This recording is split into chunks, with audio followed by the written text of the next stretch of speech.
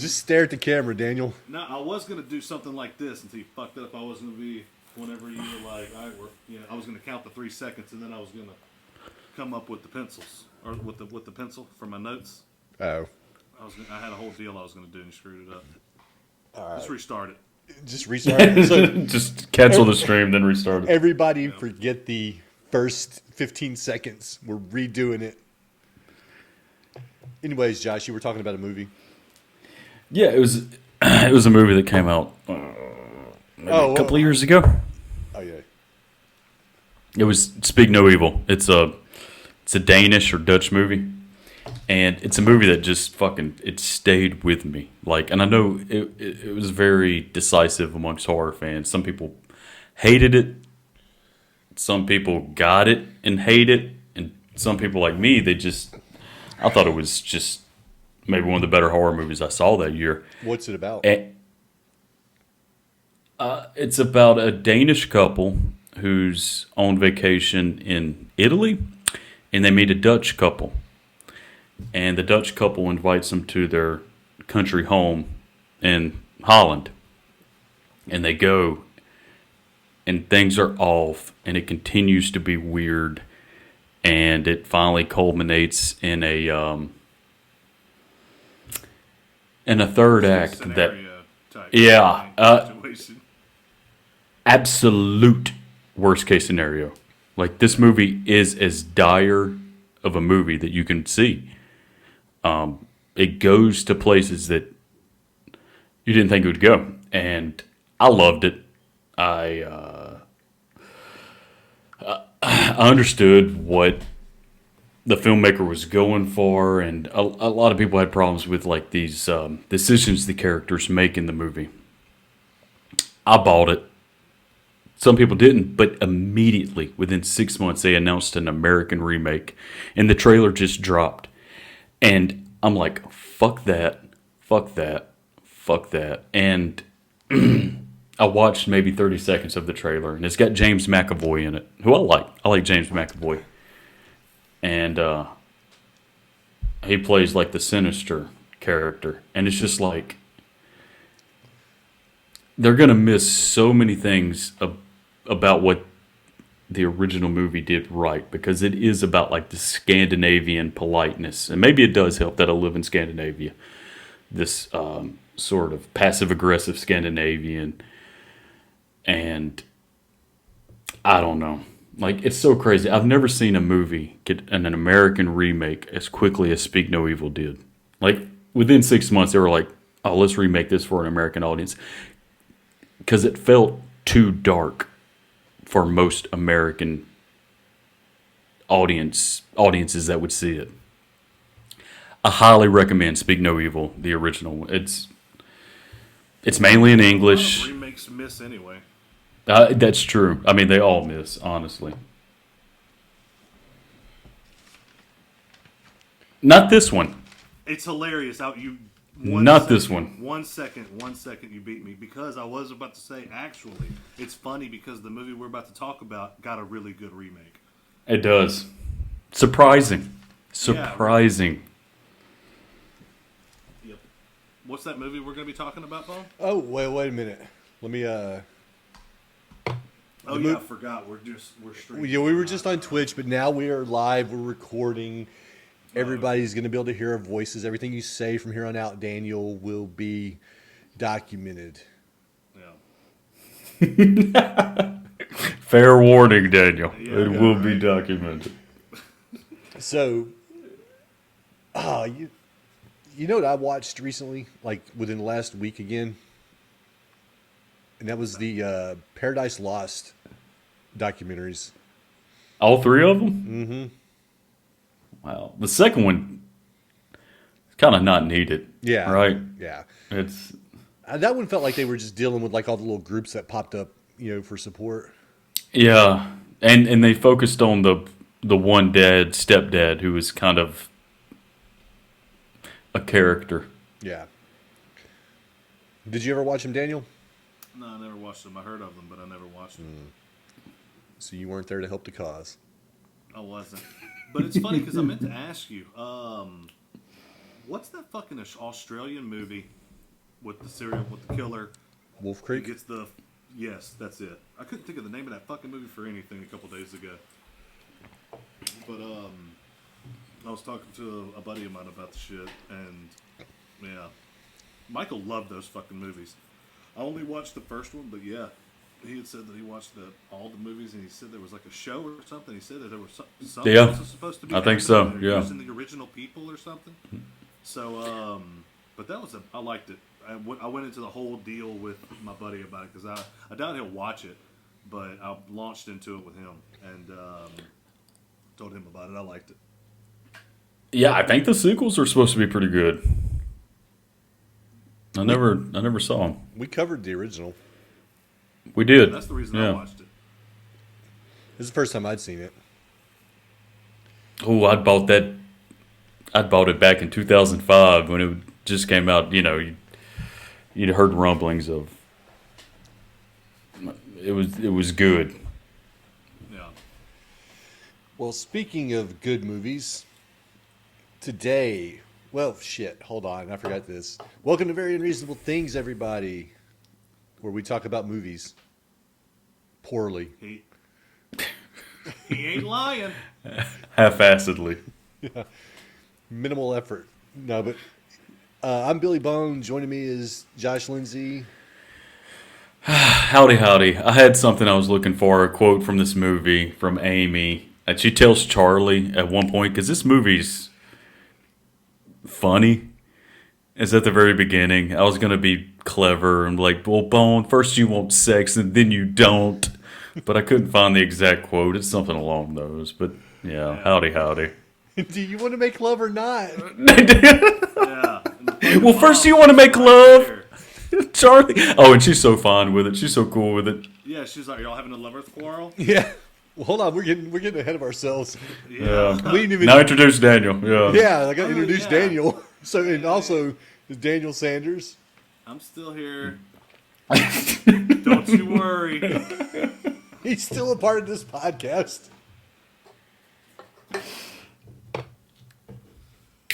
Oh, so we are Fright Night. discussing Fright Night. Yes, our Night. previous episode with all three of us, we discussed the Lost Boys, and then we're going to do Fright Night, and the third movie was up in the air until we got a viewer request, which kind of cemented that one for us. So the next movie we'll do after this will be The Last Voyage of the Demeter, which we'll talk about then. But let's talk about Fright Night. It's funny, me and Josh were just discussing about how this got a pretty decent remake. Yeah. And this is a solid, spoiler alert or whatever, but Fright Night's a solid ass fucking vampire movie. I fucking love this movie. Like, very, very enjoyable watching it. We don't even have to talk about it now. Daniel just told us he loves 5 it. stars. Bye. No, well, we know that's a lie. We know that's a I said goddamn I love lie. it, right? So it's at least going to be a 1.5. We know you don't. We know you don't know how to count to 5. You know, it's like even when we get to the thing, we'll eventually get to the thing. If Daniel doesn't give a 5-star rating for the thing, then I don't even know what to do. Like, No, I've already said that in the past podcast that spoiler alert, it's getting a 5. Look, I don't know if you caught it, Daniel, but a little bit of Josh's southernness came out when he said "thing." He said "thing." Bang. Yeah. Oh, yeah. thing. When we Well, ain't that what it is? Ain't that what it is? It's the thing. But, Fright Night's always. I'm sort of taking the lead here, Bone. I'm sorry. You can ask us what our history is. Go ahead. Fright Night's always sort of been By all a means. part. Please, let me browse Reddit while you talk with. No, so embarrassingly, I forgot to write down the details, like the director, actors, box office, and all that. So I was just pulling that up. So when we do get to that point, I'll have it handy. Yeah, I mean, I don't know the box office, but I got Fright Night's always been a part of my horror viewing experience. Maybe not like since the mid '90s. This movie has always been there. Like the Lost Boys. Lost Boys is probably more so prominent in my history, but I knew this movie was a cult favorite. I think I underestimated how big of a cult movie this is, though. But I'll continue on with that later. Daniel, what's your history with this beloved classic? I mean, whenever I got into watching horror movies and wanting to kind of, cut down the list of things that I wanted to see that I've heard of, and then, like I've said before, you get into your different sections of the genre, so when you get into vampires, you definitely got to check certain ones out, but I obviously didn't watch it when it first came out. I was born in 1985. I might not. When did it release, Bone? What month? 85. August 2nd. Oh, actually, yeah, it was 25 days from being born. Josh threw me off when you said what month was it, and he said 85. 85 months ago, times 7, divided by 18. But, yeah, so for me, like it came around whenever I was in early teens, watching movies like this and everything like that. But I do remember it. Some of them are real silly, and some of them have just the right amount of silly that stick. And I think that's, like you said, those are the cult classics. They have that little bit of camp. Not saying that this one had any, but definitely a couple of scenes that really tied it to mid '80s. Yeah. That might not have aged well enough to where someone nowadays might look at it and be this a little cheesy. But if you knew movies then and you knew the time, it really wasn't cheesy at all. That's how they did shit in the club. So it might seem silly, but God, I can't wait for that part. Yeah, I never saw camp in this. Yeah. I mean, or really cheesy, even when I watched it now. I mean, Evil is over the top to where he is really knocking on the door of campy and goofy, because he's giving it his all. he's a character. Yeah. But he might toe that line. For me, he doesn't cross it. But Bone, what's your history with this? So stop me if you've heard this before, but there was this magazine that I used to read called Fangoria. And they would have, still images from all these different horror movies, and they would talk about the special effects and stuff like that. And that's where I think I first encountered it, was with that. But then also the movie poster, like the box art on the VHS. Like, how could you not want to watch that movie when you see that fucking face above the house with a mouthful of teeth? And it's so crazy because I love that image. Like, I love that face. I love that makeup. I love that a lot. Like, Yeah. But it is very appealing. And I was going to say, I can't remember exactly when I saw it. I know it was on VHS, though, that I'd seen it. I was probably between 7 and 10. I most likely watched it with my dad when I was visiting him one summer.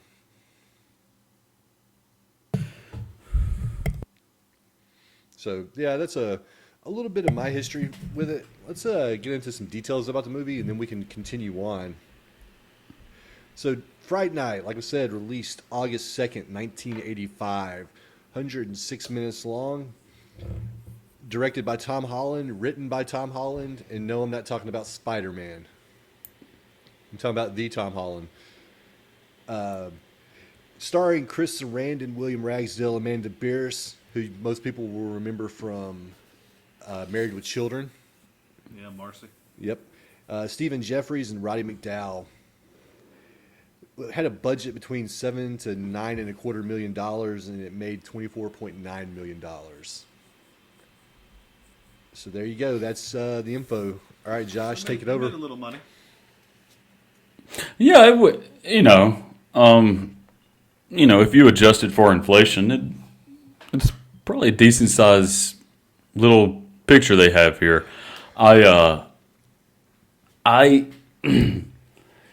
like Daniel, I watched it today, and then I probably should have watched it yesterday, and then because I want to do a little bit of research with these really important movies that we cover, and I actually went to YouTube and I looked up Fright Night special features, and they didn't have anything because I know there's a Shout Factory edition of this. And I figured that'd have some pretty good special features. And if you get lucky, you could find them on YouTube. But I did find, and I think I'd heard of this before, but I never really watched it. And I started watching it today, and it's a documentary called "You're So Cool, Brewster." Yeah. And it covers the first two movies.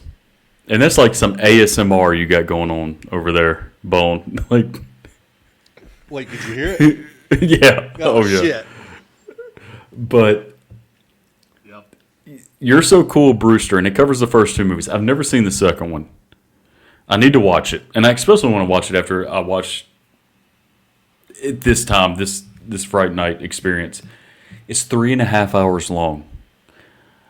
I like to spend my time wisely, so I love that shit. I love getting in the dirt with these movies and the making of.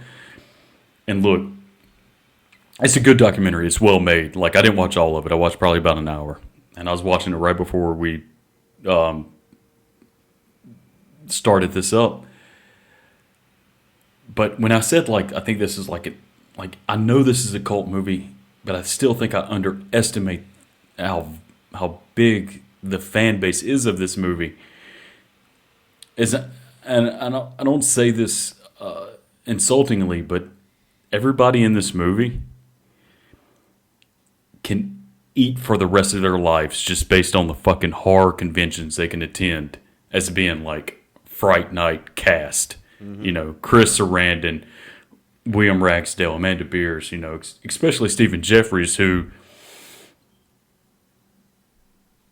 like you said, Daniel, he's such a character. Like, he could just go from state to state every horror convention and probably have a fucking line at his booth. Yeah. Well, you know, they tried to make him a thing, actually, because they had 976 Evil. Remember that? Mm-hmm. Directed by Robert Englund. And that movie was booty cheeks. Look, I have a soft spot for 976 Evil. And put that on mute. God damn, it's like I just heard it. Amateur hour over here. I know, Just, I don't know where it's at. do you want me to call you? Bonus. Oh, no. Oh, what am I doing? This is right in front of me. Shit. He's like, goddamn blender going in the background. You should be in a bathrobe right now, Bone. I mean, Honestly, just a bathrobe and boxers. an adult diaper. All right.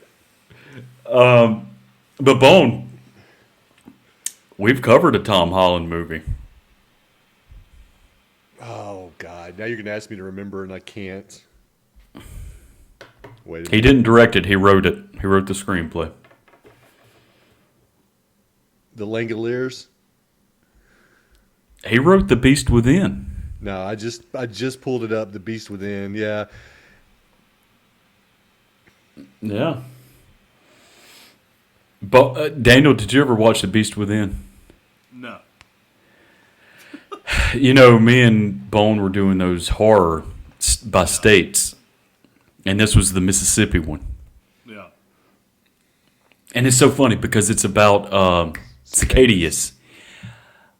Hell, in the news, just in the past couple of days, apparently Mississippi and a lot of the Southeast, but Mississippi is going to have a cicada boom.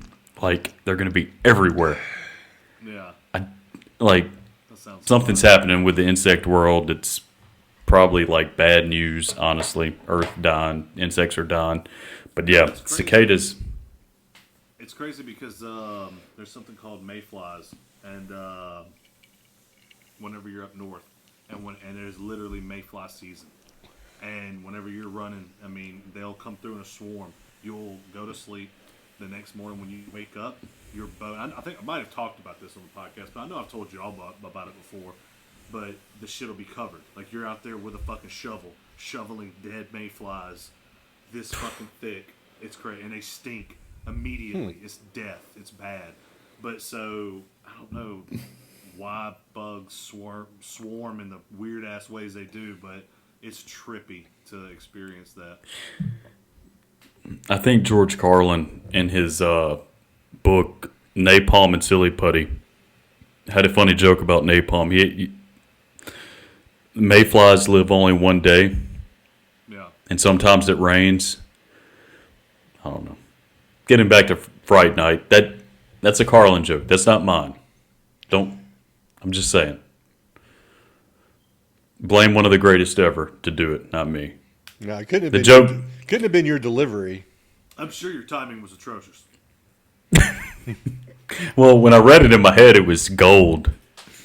And then when it came out, it was something else. It was a 3-second pause. All right, Fright Night. God damn it. Now I'm going to be silent the rest of the episode. I'm self-conscious. No, It's just- you were leading the charge here. I was going to let you just go ahead. Bone done got his drink. It's all. Nah, he done got his drink. He done took off his shirt, if you're listening to the podcast. Rubbing his nipples.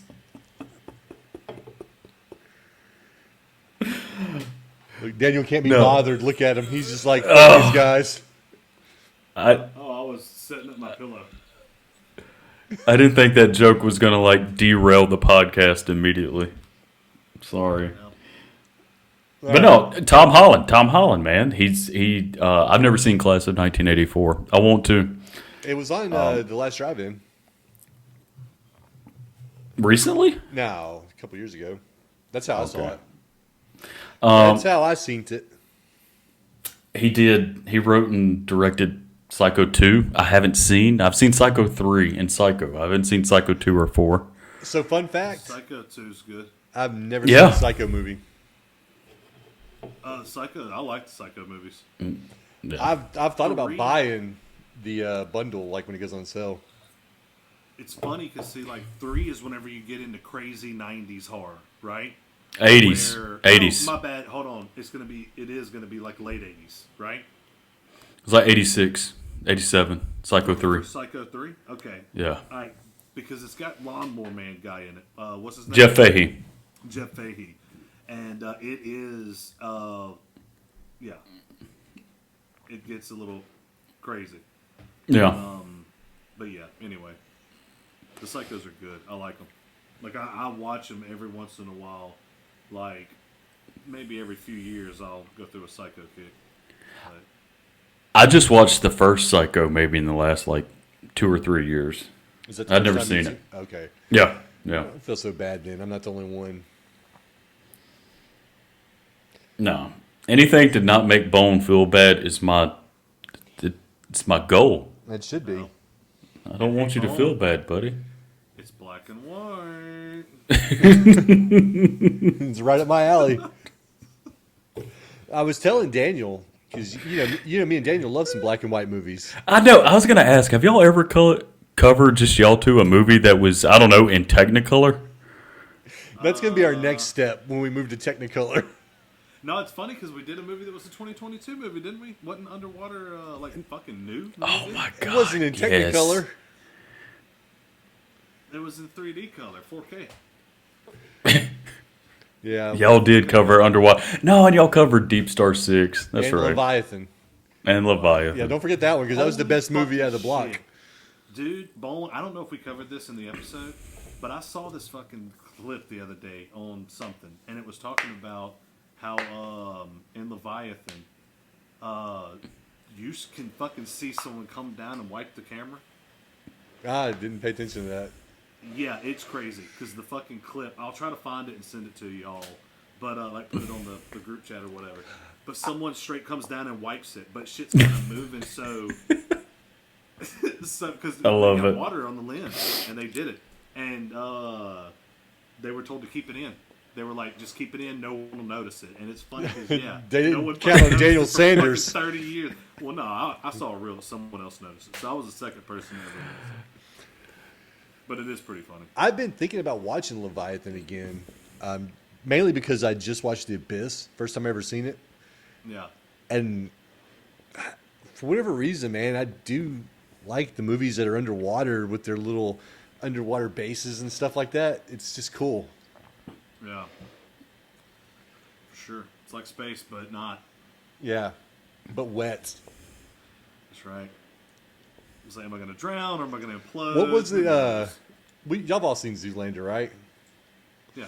What is it? Oh, it's God damn! It's so funny that you bring that up because I want to say something after this. Was it? What did he say? Like wetness is the essence of moisture, or some shit. Yeah, Yeah. yeah. Yeah, go ahead, Josh. Isla, who like my daughter, who I keep trying to push to watch movies. I want her to be into movies. She did, and Blue that's Steel. no. She started watching Avatar: Way of the Water. She never saw the first one, and I'm sort of watching it with her. I'm half paying attention because, I mean, I'm not trying to be like that guy, but I don't really give a shit about Avatar. But I'm sort of watching it, and you know, it has the same problems that the first Avatar does. For me, it's just like a very basic storyline. And while I'm watching it, because the movie, and I don't even have a 4K TV, you know, but the movie is absolutely beautiful to look at. And while I'm watching it, and the storyline's just, it's so goddamn just,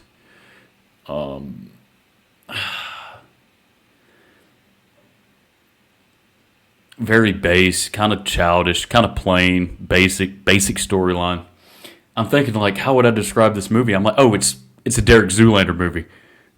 It's pretty to look at, but there's not much going on upstairs, you know. But all right, that's our episode of Avatar: Way of the Water.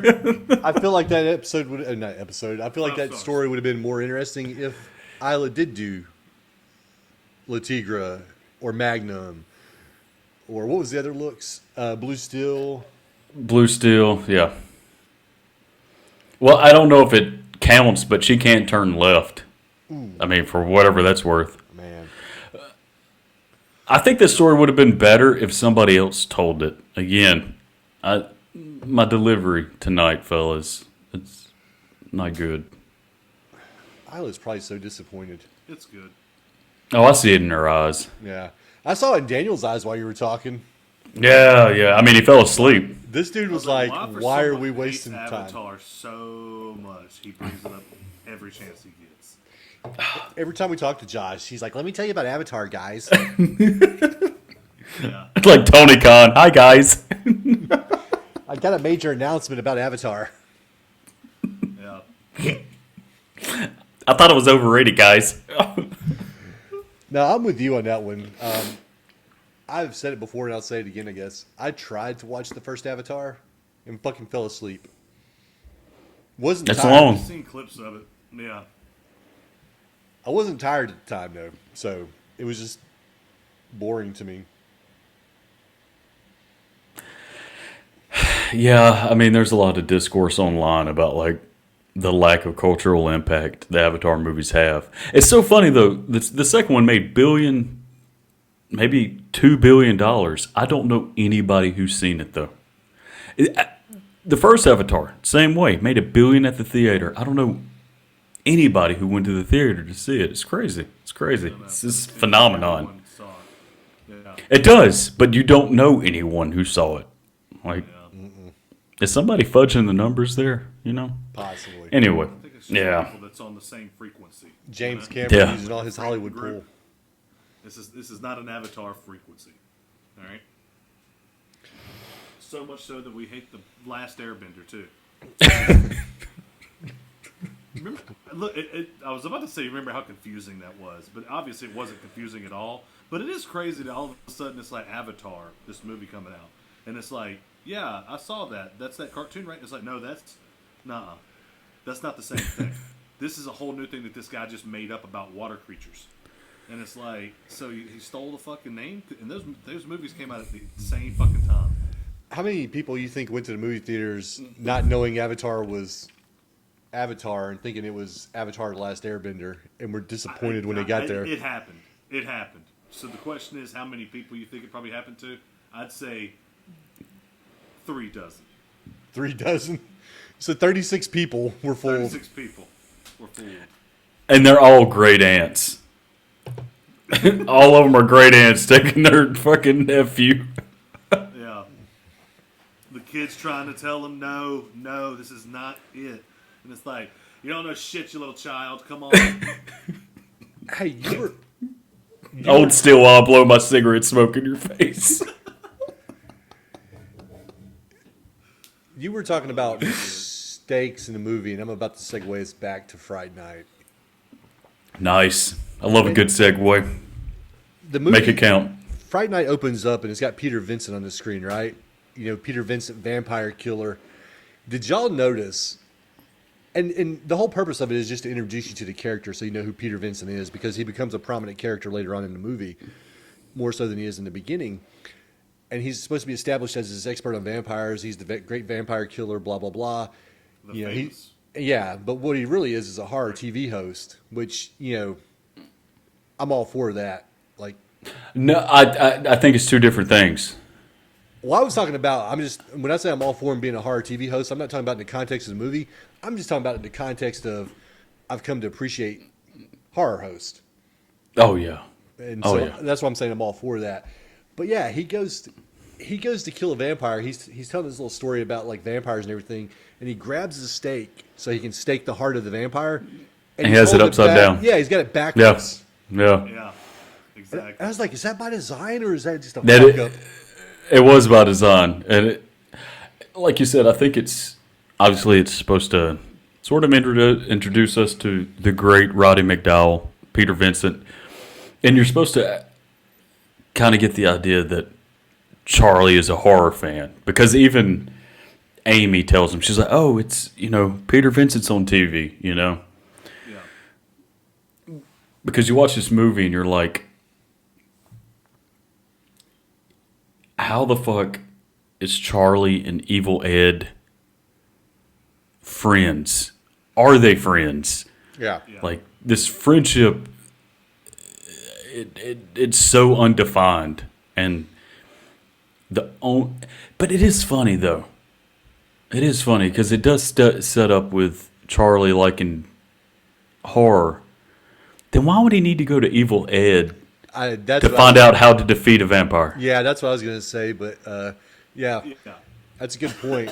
I think so. My thought is on it is that he and Evil used to be thick as thieves, and they were in this together, and they used to watch it all the time.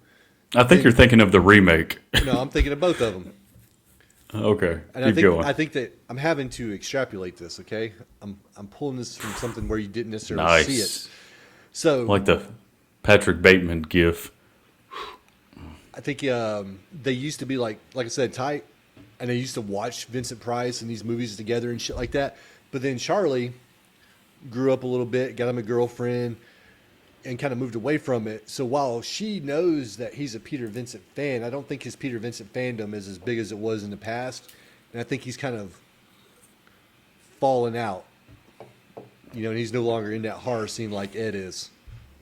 I mean, that read is probably 100% accurate because, like I said, they leaned into it in the remake Yeah.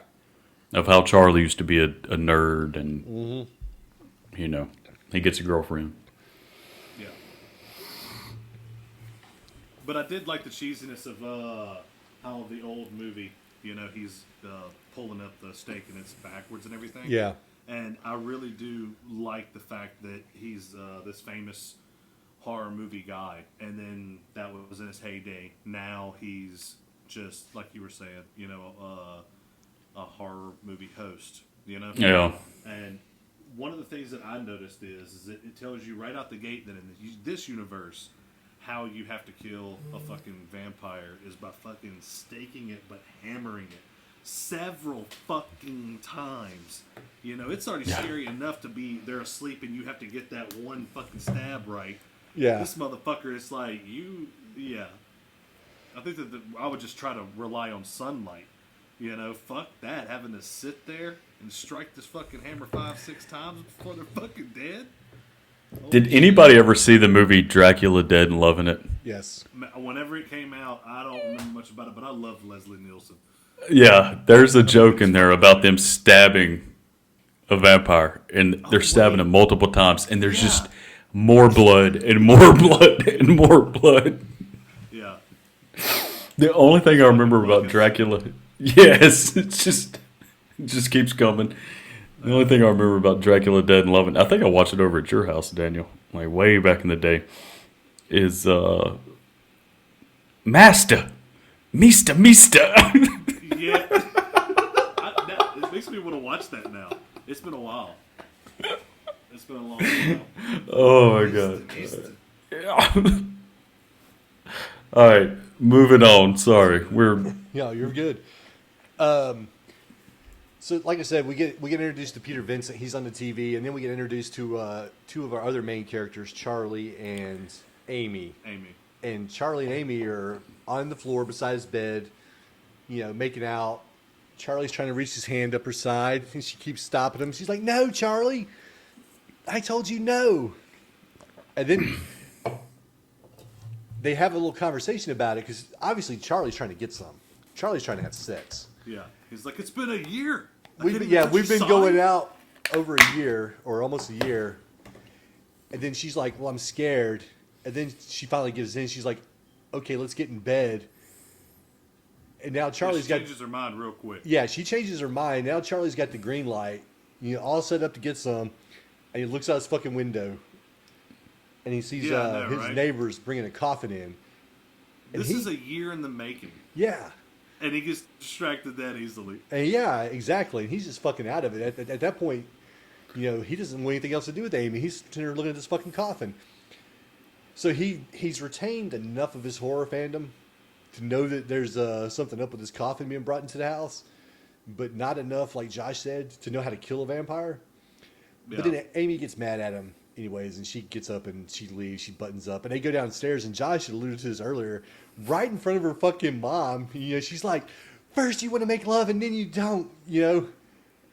First you wanted to make love, now you don't. And she's just sitting. The mom's just sitting there on the fucking couch. She's like, "Charlie, you being stingy with your wiener again?" What have I told you about that? We taught you better than that, Charlie. But the mom's a funny character, man. She some of her lines of dialogue are just like the marshmallows don't melt right in the microwave, and her just talking about marriages fail if you don't argue before you get married. It's just like this. Later, she tells Charlie about a dream. She's like, "I was at an all-white sale, and I looked down and I was naked." I mean, just like, and she's so good in this. But yeah, it is funny because she is a character that stands out where she really shouldn't. She's a fucking mom. Yeah. You know what I mean? Yeah, a couple of scenes, the mom, whatever. You hope she don't die, or you hope she does. Who gives a shit? Whatever. But, I felt that too.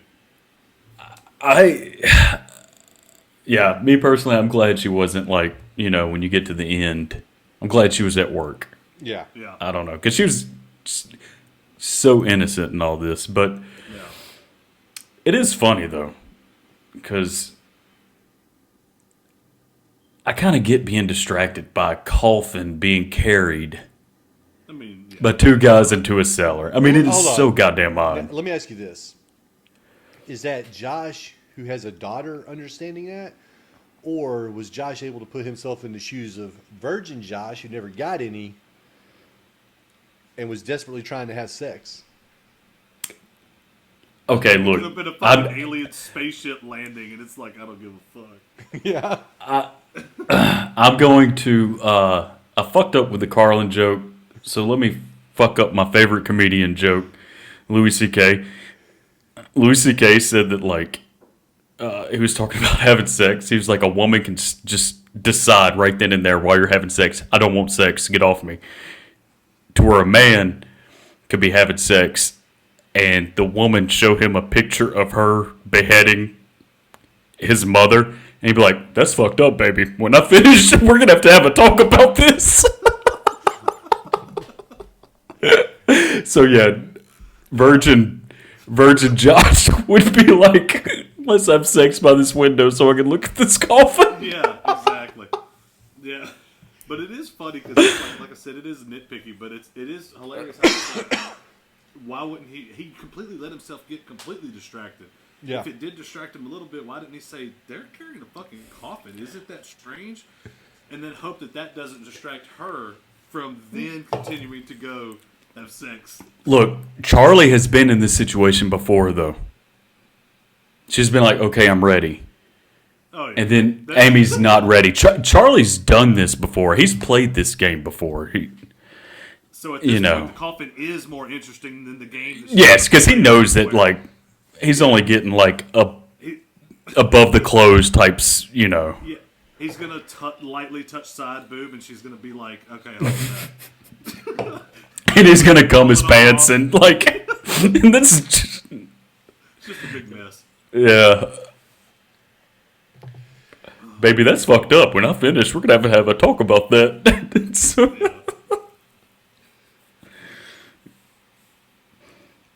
I like Charlie's car.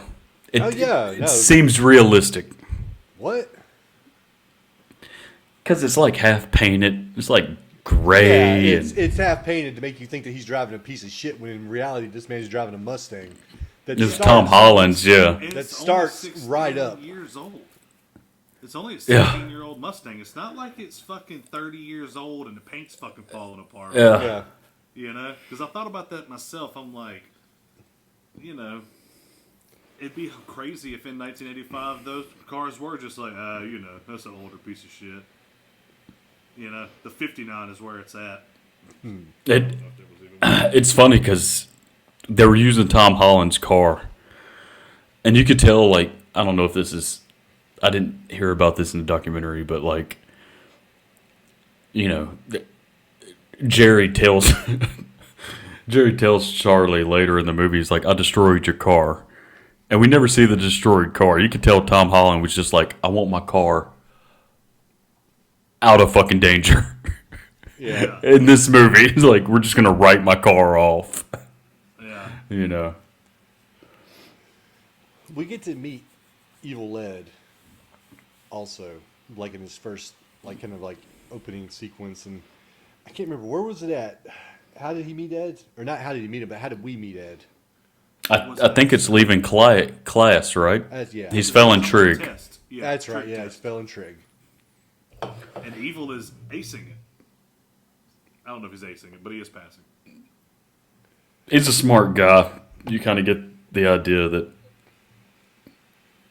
you know. That he's smart, little crazy, and definitely evil. Yeah. So, yeah, we meet Evil briefly. Then we go back to Charlie becoming obsessed about his neighbor. Like, he saw that coffin. Now he's, like, all in this shit, man. He's peeking out his fucking window all the time. He's snooping at their house, and he gets caught.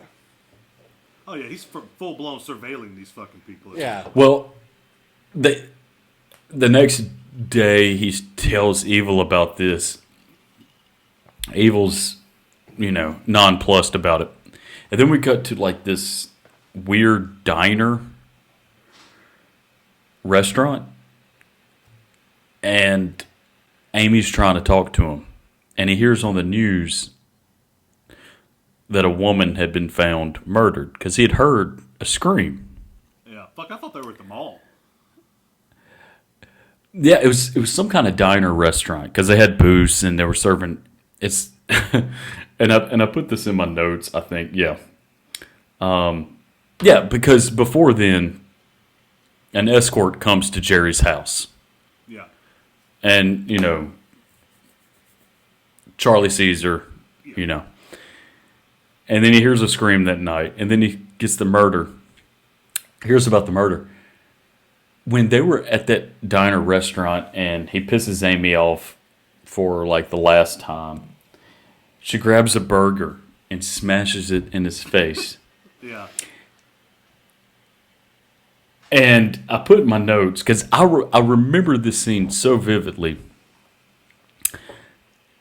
And I don't know if y'all remember it as well as I do, but this burger looks both delicious and disgusting at the same time. Because it looks like a chili Yeah. Chili cheeseburger. Oh yeah. And the big one combo from Ward's. Yes. Oh my god. Yeah. So every time I watch I that, called it a sloppy Joe in my notes, but it did remind me of like chili all over him. yes, and I'm like, that looks so good. It looks. I want me a chili cheeseburger now. I do too. Now that we're talking about it. Oh, look, I don't know, Daniel. Did we go last time I was home? I don't think that we ended up going to Carthage together. I don't know. I don't think we did either. But me and Daniel, at least twice when I come to visit,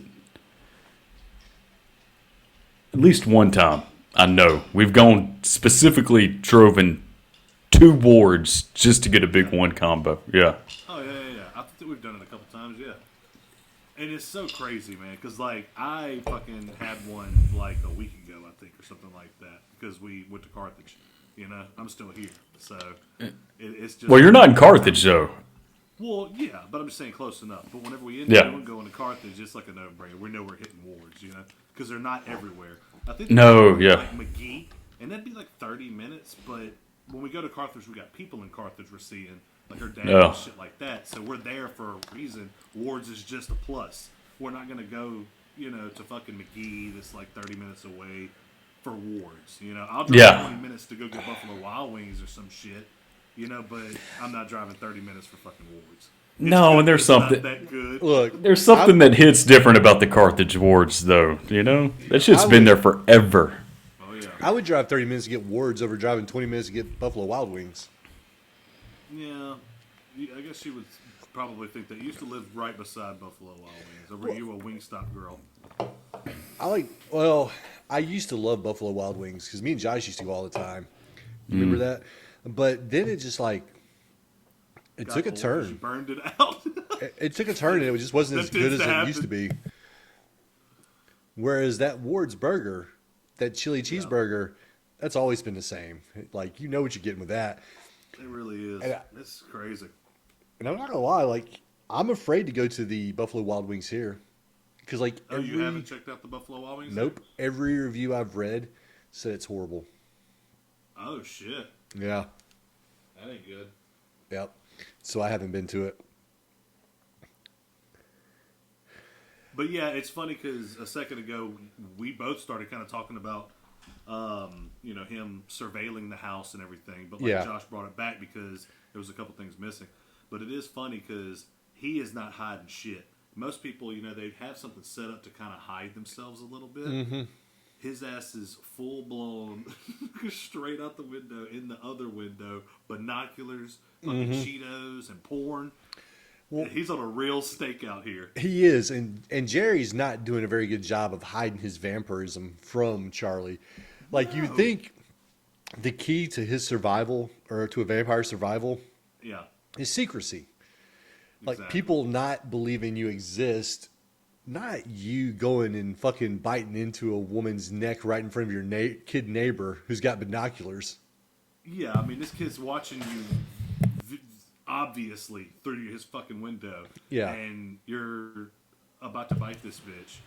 And, like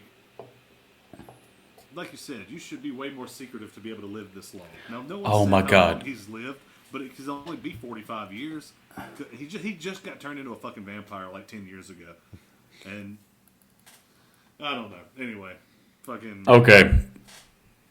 Sorry I missed that. Were y'all talking about how inconspicuous he was? Yeah. just Both right- of them. It's Yeah. it was almost Looney Tunes binoculars. Like, it should have been halfway between the houses. And his eyeballs popping out the other side of him. Like, auga, auga. Did y'all notice that Charlie has a Coors beer, like neon Yeah, I sign like in his that room? sign, too. Yeah, 'Cause but it what was is that pink and that light what is blue, Charlie? that was- Oh, yeah. Charlie's like 16, 17 maybe. Yeah. Here you go. Pop quiz. Where does this movie take place? I didn't pick that up, No. but I was thinking Cali. Of course. Because Outdoor lockers. Wait a minute, is it My thing was the movie star. is it Nevada? No, that's the remake. Yeah, or the remake is Nevada. I thought, okay. And I called it when I watched it, but I'm like, well, maybe it's just like Tom Holland went to this school, but it takes place in Iowa.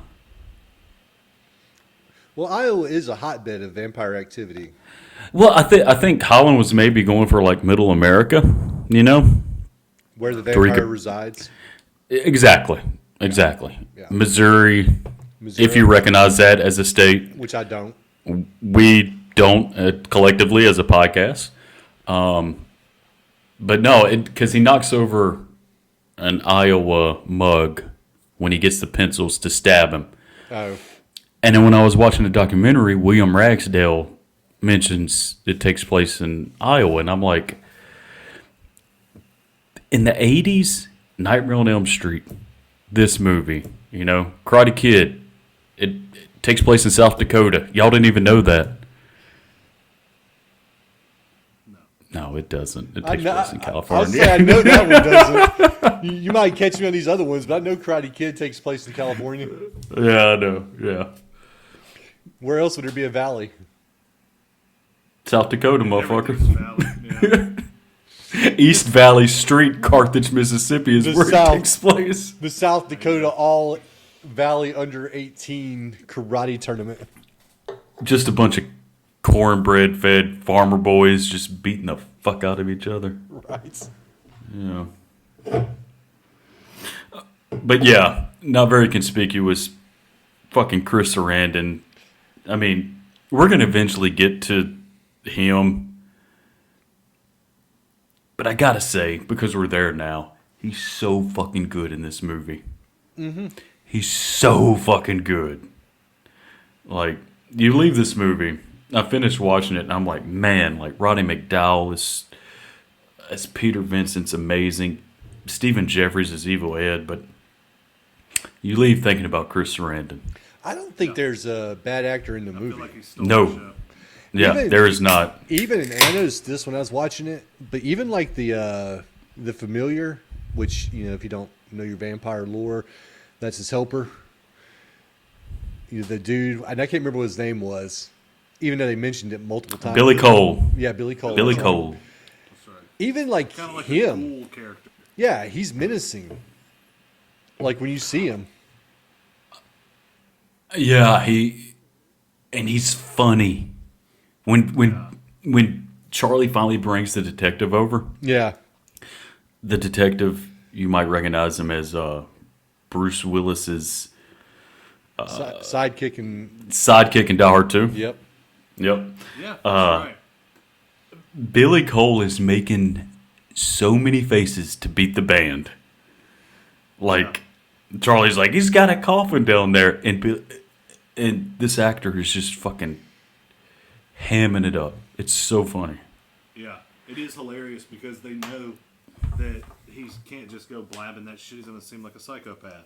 So that's Yeah. what's so funny about him. Like you said, he's having fun with it. He thinks this shit's funny because ain't nobody going to believe this fucking stupid ass kid. So, yeah. This teenager who's wearing blazers to high school, nobody's going to believe yeah. you, buddy. Yeah. Yeah, I noticed Charlie's dress. Like how he was He- dressing. He dresses better for a regular Tuesday at school than I do going for a job interview. Yeah. Yeah. Trick question. I don't go to job interviews. It's like, just suck you guys out again. Charlie, though, at this point now, because it's not that he's convinced, because he's seen it. Like, he's seen it with his own two eyes. He saw Jerry Dandridge grow fangs when he was getting ready to bite that attractive brunette that was in his house. Yeah, it's the only time in the movie we get to see some titties. And Oh, yeah. that brunette was really attractive. I just put that back out there. But yeah, he sees the fangs, and so now he's like, oh shit, Jerry's a vampire. What do I do? Let me go to an expert. And so he goes to see Evil. Yeah. He goes to tell Evil about it. And it's so funny because for $8, was it $8? It was $8. $8. Yep. $8. You gave him his professional vampire advice. Yeah. Which felt real. Like, that's all the money he would have on him, probably. I mean, And he told him too, like, he ran through like the different things, the cross, the holy water, yada yada yada. But he told him, like, you're safe as long as you don't invite the vampire into your house. As long as the rightful owner of the property doesn't invite the vampire into his house. Yeah. And Charlie's like, okay, good. And goes home, and what does he fucking see? Oh man, this is where I love the mom. Remember Josh had said something about loving the mom. This is where I noticed her fully and was like, okay, I love the mom character because she's just like, hey, look who I invited over. What she mentions earlier, she was like, "Yeah, we got new neighbors. I heard he's very handsome. He's got a live-in carpenter. I bet he's gay. Just like Just my luck. just my luck. He's probably gay." And The mom's desperate, man. She's in need. She's ready to make love also, like, Charlie and Amy. Yep. How she was probably rooting for Charlie, just so something would be happening in her house. Like, come on, Charlie, you can just do so it. somebody's getting lucky in the house. Yeah. well, I think we've established both Charlie and Amy are kind of they bullshitting when it comes to fucking. They don't want to fuck. Well, So yeah, he comes home and Jerry's in his house. Oh, and his introduction is a chef's kiss.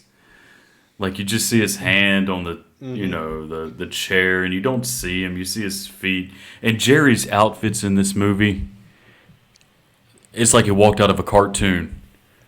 I will say, like, Chris Sarandon seems to have impossibly long fingers, even when they're not, like, in makeup. His fingers just look like they're long. Yes, I saw that. I always forget Chris Sarandon was in Princess Bride. Oh, yeah. Can y'all tell me? This is another pop quiz. Nope. What? Okay, I know you can't, Bone. Maybe you can. What other movie did Chris Sarandon play a vampire in?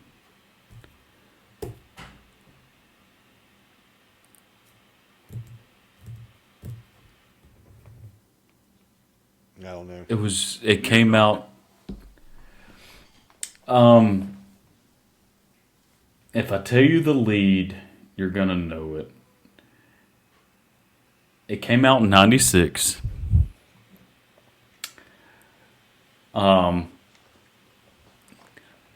A guy who used to do SNL Weekend Update was the lead.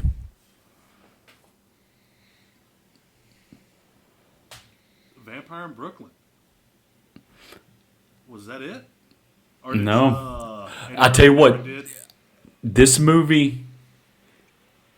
type of movie, they released two types of this movie from an old TV show, and we've covered one on the Dark podcast. Shadows? And this is the other one.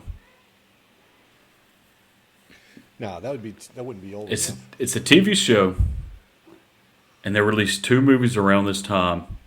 We covered one. Oh, Bordello of Blood. Oh, Bordello That's of it. Blood. Okay, yeah, okay, Yeah. yeah. He played the pastor, I was the guitar playing pastor. Man, it's been so long since I've seen Bordello of Blood. yeah, that's been a while since I've seen that one too. That's in Chris Sarandon also did the voice of Jack Skellington. Oh, really? Did you know that? I Yes. did not know that. That's fucking crazy. Not the singing, I don't think, but the voice. Yeah, usually, usually that's split. Yeah. Unless the motherfucker got pipes, like Robin Williams. Shout out.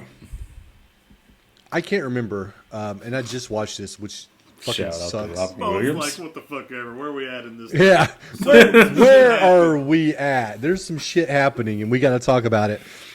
And the shit that's happening, fellas, is Jerry confronts Charlie in his room. Yeah, and it's just like, hey man. Well, You need to I'm forget sorry. about this. I'm sorry. Let me stop you, Daniel, because I forgot one thing. Jerry goes through his whole thing when he gets invited into the house about telling Charlie, now that I've been invited, I'll be coming over a lot. I may just come over anytime I feel like it.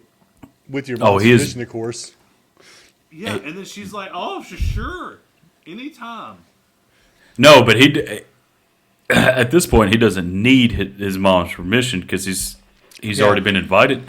But man, he big dicks Charlie in this scene, and and you believe it because it's because he's subtly saying like that, like, "Hey, now I can come anytime I want." Like where the mom's like, "Oh yeah, hey, anytime." Oh, she's so aloof. I can walk into your room at any moment that I want to. You might want to think your next fucking steps,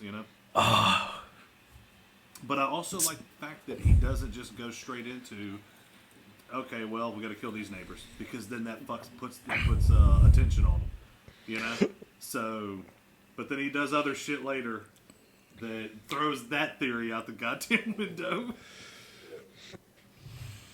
Yeah, so we're back now. We're caught up. I just wanted to bring that point up because I do like that scene a lot. Like Josh said, he's just big boy in them, and he's fucking just like in front of his mob, just making a bitch out of him, like letting him know like you're fucked, pal.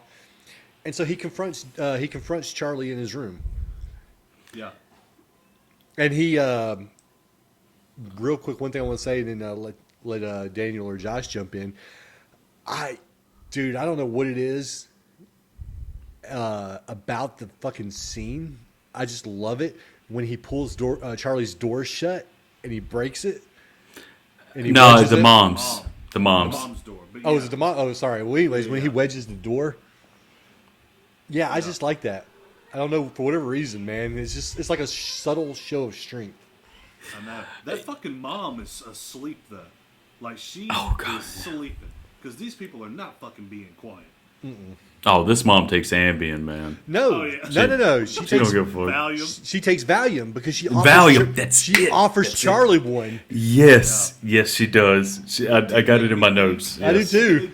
It did make me think, like, damn, dude, was Valium like straight up like Tylenol at one point on the shelves? Like, that's an honest question. Like, was it like that in the 80s? I have no fucking idea, but whose cat is that going off? That would be mine. I didn't know you had a cat. I think that's been established on this podcast. I do have a cat, and it's in heat. Oh. I love it? No. Oh. Josh is like, no. He's like, not even. Nah, fuck this cat. Well, yeah. I'm not a cat guy. That's just... But... Well, that's because cats are stuck up and they're so aloof. So one of the things that's fucking just great about Charlie and what's great about fucking kids, even though they're teenagers, they're fucking 17, 18, they're starting to, or maybe 16, 17, but they're starting to get handsy, they're doing their thing, so they're older teenagers, right? But they're still kids, right? And that's what's so great about these 80s movies and the kids in them, is that this fucking powerful fucking demonic thing is telling you, hey, forget about me and everything's cool, and walk the fuck away and let me live my fucking life and everything. And you live yours. I'm going to kill everyone you know. And fucking immediately, Charlie's like, fuck that. So he comes at him with the cross. Oh, the cross, yeah. The cross. He stops him, and then he comes at him, and then he's like, bad choice. And that's what I love about this vampire, too, is... He's like, all right, cool. You made your choice. I'm fucking killing you now. Oh, tomorrow night. He tells him when he's going to do it, too. Yeah. Well, this movie, to Tom Holland's credit, and also if you dig a little bit deeper, like, it sets the rules up for vampires that we all know. That it hits all of them. But they kind of play with it kind of very loosely, and as we'll get to Evil Ed. They don't play with it fast? Just no, loose? Not fast. Just loose. Okay. Shut up, Bone. But a pencil through the hand is like the worst thing Jerry knows. I mean, it stops him dead in his tracks. It does. And he has to like get so angry at this. You know. Most producers would laugh at it, but yeah, he's like, Yeah, I mean, take care of this. oh my God, give me a moment. God damn it, Charlie. Just and he transforms. He's so angry at this. Yeah. But the makeup in this. Like when I was watching this, I was like I shouldn't do this, but it's hard not to. It's like, well, man, do I like Lost Boys better than this? And I'm like, I think I like Lost Boys a little bit better. But there's so many things to this movie. See, I was going to talk about that later on too, because they're both like ubiquitous '80s vampire movies.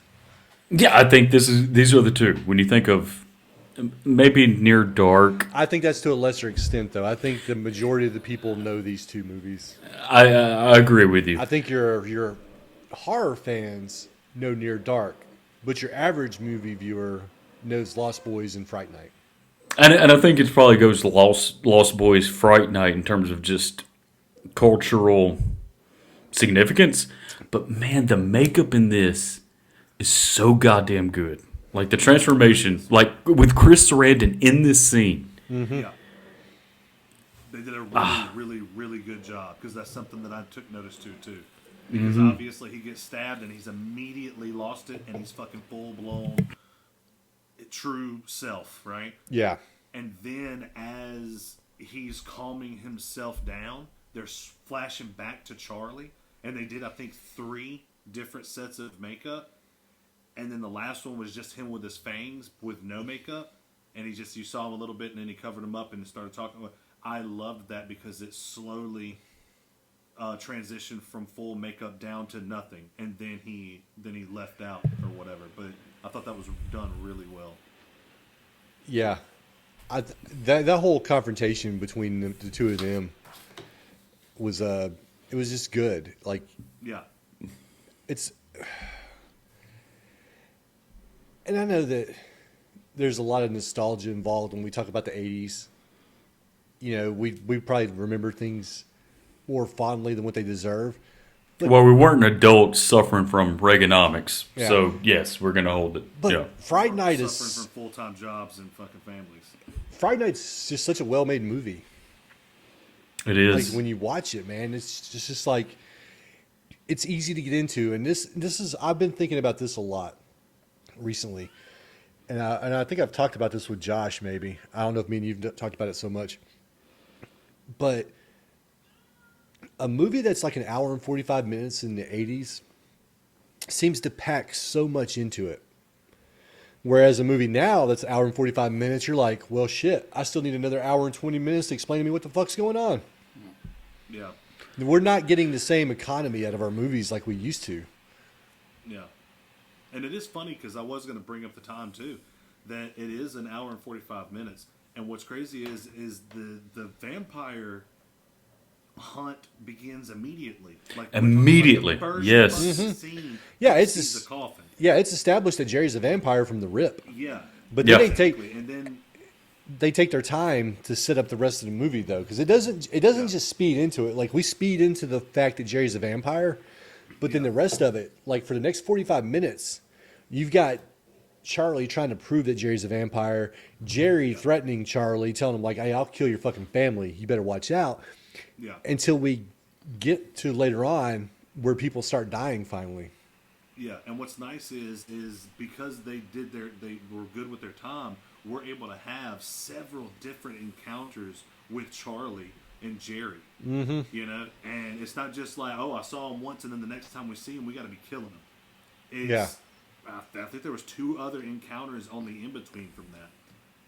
Even how, not jumping ahead trying to, but even in the very end, in the final battle, they split it in a way where it was way more digestible.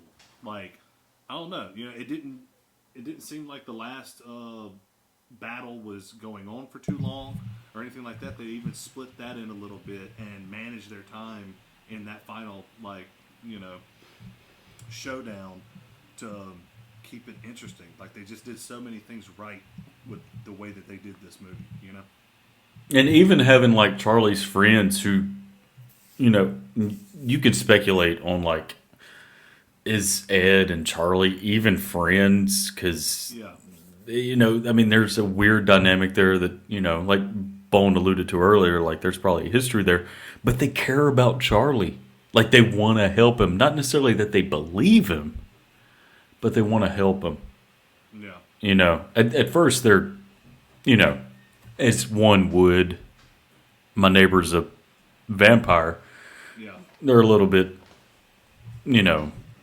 apprehensive, but they do want to help him, Yeah. In a kid's mind, it's like Charlie's freaking out. We got to get somebody to help us get him, like, knock some sense into him type thing. No. So get an adult, especially someone who he looks up to, because when you're looking at Charlie here, he tells his fucking mom, he tells his girlfriend, he tells his friend or not, whatever, right? He tells the fucking police. He tells everybody. So then he eventually goes to see this guy.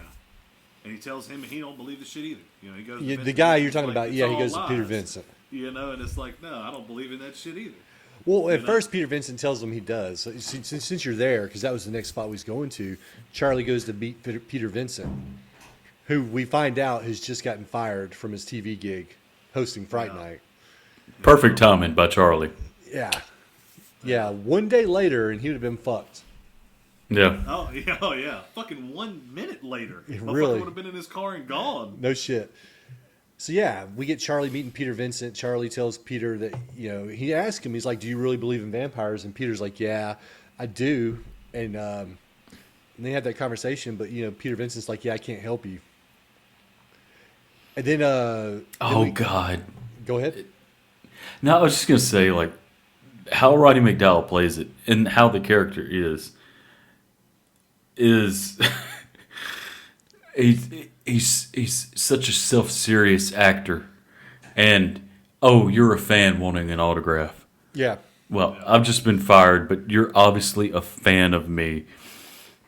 And how Roddy McDowell plays it, and this character's like, as soon as money is involved, he's so like, okay, Yeah, well, I'll help you with, yeah, that's what I was He'll going put to off say. that big Hollywood movie part.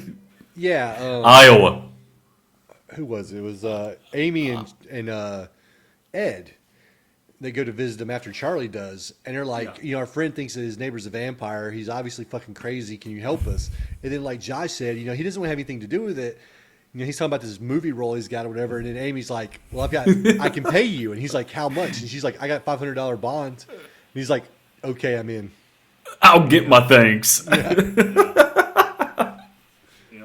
it's so funny how whenever, like, because they're going to do a vampire test to prove that to Charlie that he's not a fucking vampire. But it's funny because they call Jerry, and he's like, you ain't got to drink the shit. I mean, it's going to be tap water. Yeah, no crosses because I'm a born again Christian and I think they're sacrilegious.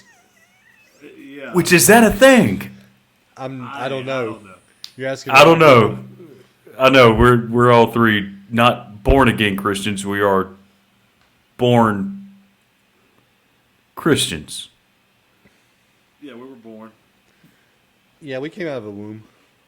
I mean, we're not born again. I mean, we've been Christians all our life, right? Right, Sure. guys? Sure. No, devote. Devote. Devout. Daniel's a devout Christian. I'm a very devoted. No, that is a weird word, isn't it? Devout? Devout and then devote. Yeah, devoted. Yeah. Or is it devoted? Devoted. But yeah, it's like Daniel said. They call him and tell him up front, and they're like, yeah, no crosses. And then he's like, no holy water. And not at one point, and I get it, because Amy and Ed and Peter Vincent are all grounded in reality right now. They haven't seen the things that Charlie's seen, so they have no reason to believe in the occult. But none of this like clicks with them. Like, why is this man against crosses and holy water when we're trying to do a vampire test? Yeah, it is odd, and he wants to do it at night. Yeah. Oh, and he literally, I mean, Peter Vincent doesn't see it. Obviously, Charlie sees all this, but like when they bring Charlie, shows him the cross, like you see, Jerry, like move away from it. You know, like you see his reaction. Mm-hmm. Yeah. And when he does do the holy water test, he does take the vial and put it in the fire. Not in the fire, but he holds it above the fire. Yeah, close. He gets it hot. Yeah. Which, He's burning the Jesus out of the water. yeah, he's burning the Jesus. The Jeebus. Because I like the idea of them playing on that. Mm-hmm. You know, because that'd be a cool little something where, you know, hey, you know, the fire, I don't know. I mean, I wouldn't say burned out the Jesus. Might try to think of something a little cooler. But exactly, you know, like... The Lost Boys toyed with this a little bit. And it was a good scene. Yeah, and Lost Boys, and I like what they did in Lost Boys too. They had the test. With everything, they had all the Frog Brothers had all the tests for the tests. Ed Herman's Yeah, character. Yeah, But they gave up power whenever they invited him into the house. Where they didn't which do- is yeah. they didn't do that here because he'd already been invited, and Well, it was his house. and they were going to his house to do the test. But even then, like, it was different from Lost Boys because Jerry wasn't powerless against these tests. He needed things to be in his favor. He needed fake holy water. He didn't need He needed there to be no crosses. And then the one thing that, like, Peter Vincent finally becomes a believer because he realizes that Jerry's not casting a reflection in his mirror to the point where he drops it because he's startled. And this is why I think Jerry has become enamored with Amy. Because there's a painting. Yeah. Yeah, they bumped into... He had bumped into her and saw that she looked just like someone he had been in love with before, like someone from his past life. But... And I guess that's why he just didn't rip him apart then, because he wanted her. Because what the fuck would be stopping him from just killing all of them? I don't know. He's really just wanting Charlie to look like a crazy person. Right? And so they leave from there after they get done with the vampire test, and like, look, Charlie, do you see he's not a vampire? Blah blah blah. Peter Vincent leaves, and then Charlie and Amy and Ed are walking home. They're Ed's wanting to go off on his own, but Charlie's like, no, we walk Amy home first, and then we'll go home. And so they're walking, and they're walking through the city or the town or whatever you want to call it. And Ed sees a alleyway, and he's like, let's cut through here and save some time. Yeah. And Charlie's like, there's no fucking way we're cutting through that alley. We're staying together. We're going to stay on the road where people can see us. And Ed's just like, fuck you, I'm going down this alley. Yeah, I'm not going to be a pussy, and I'm going to go down this alley. And it's insane because it's not like Charlie's on his own anymore. You just saw an adult who was freaking the fuck out because he saw that there was no reflection cast. So this is a real thing. This is a vampire. So now is the time to be extra careful. And it's like, nah, fuck it, doing the alley. What's the worst that could happen? And I want to say, when did he tell Charlie he didn't see a reflection? I can't remember if it was then or if it was it was there. It was there at the car. Okay. Yeah. Because he said, you're shaking, you saw something, what was it?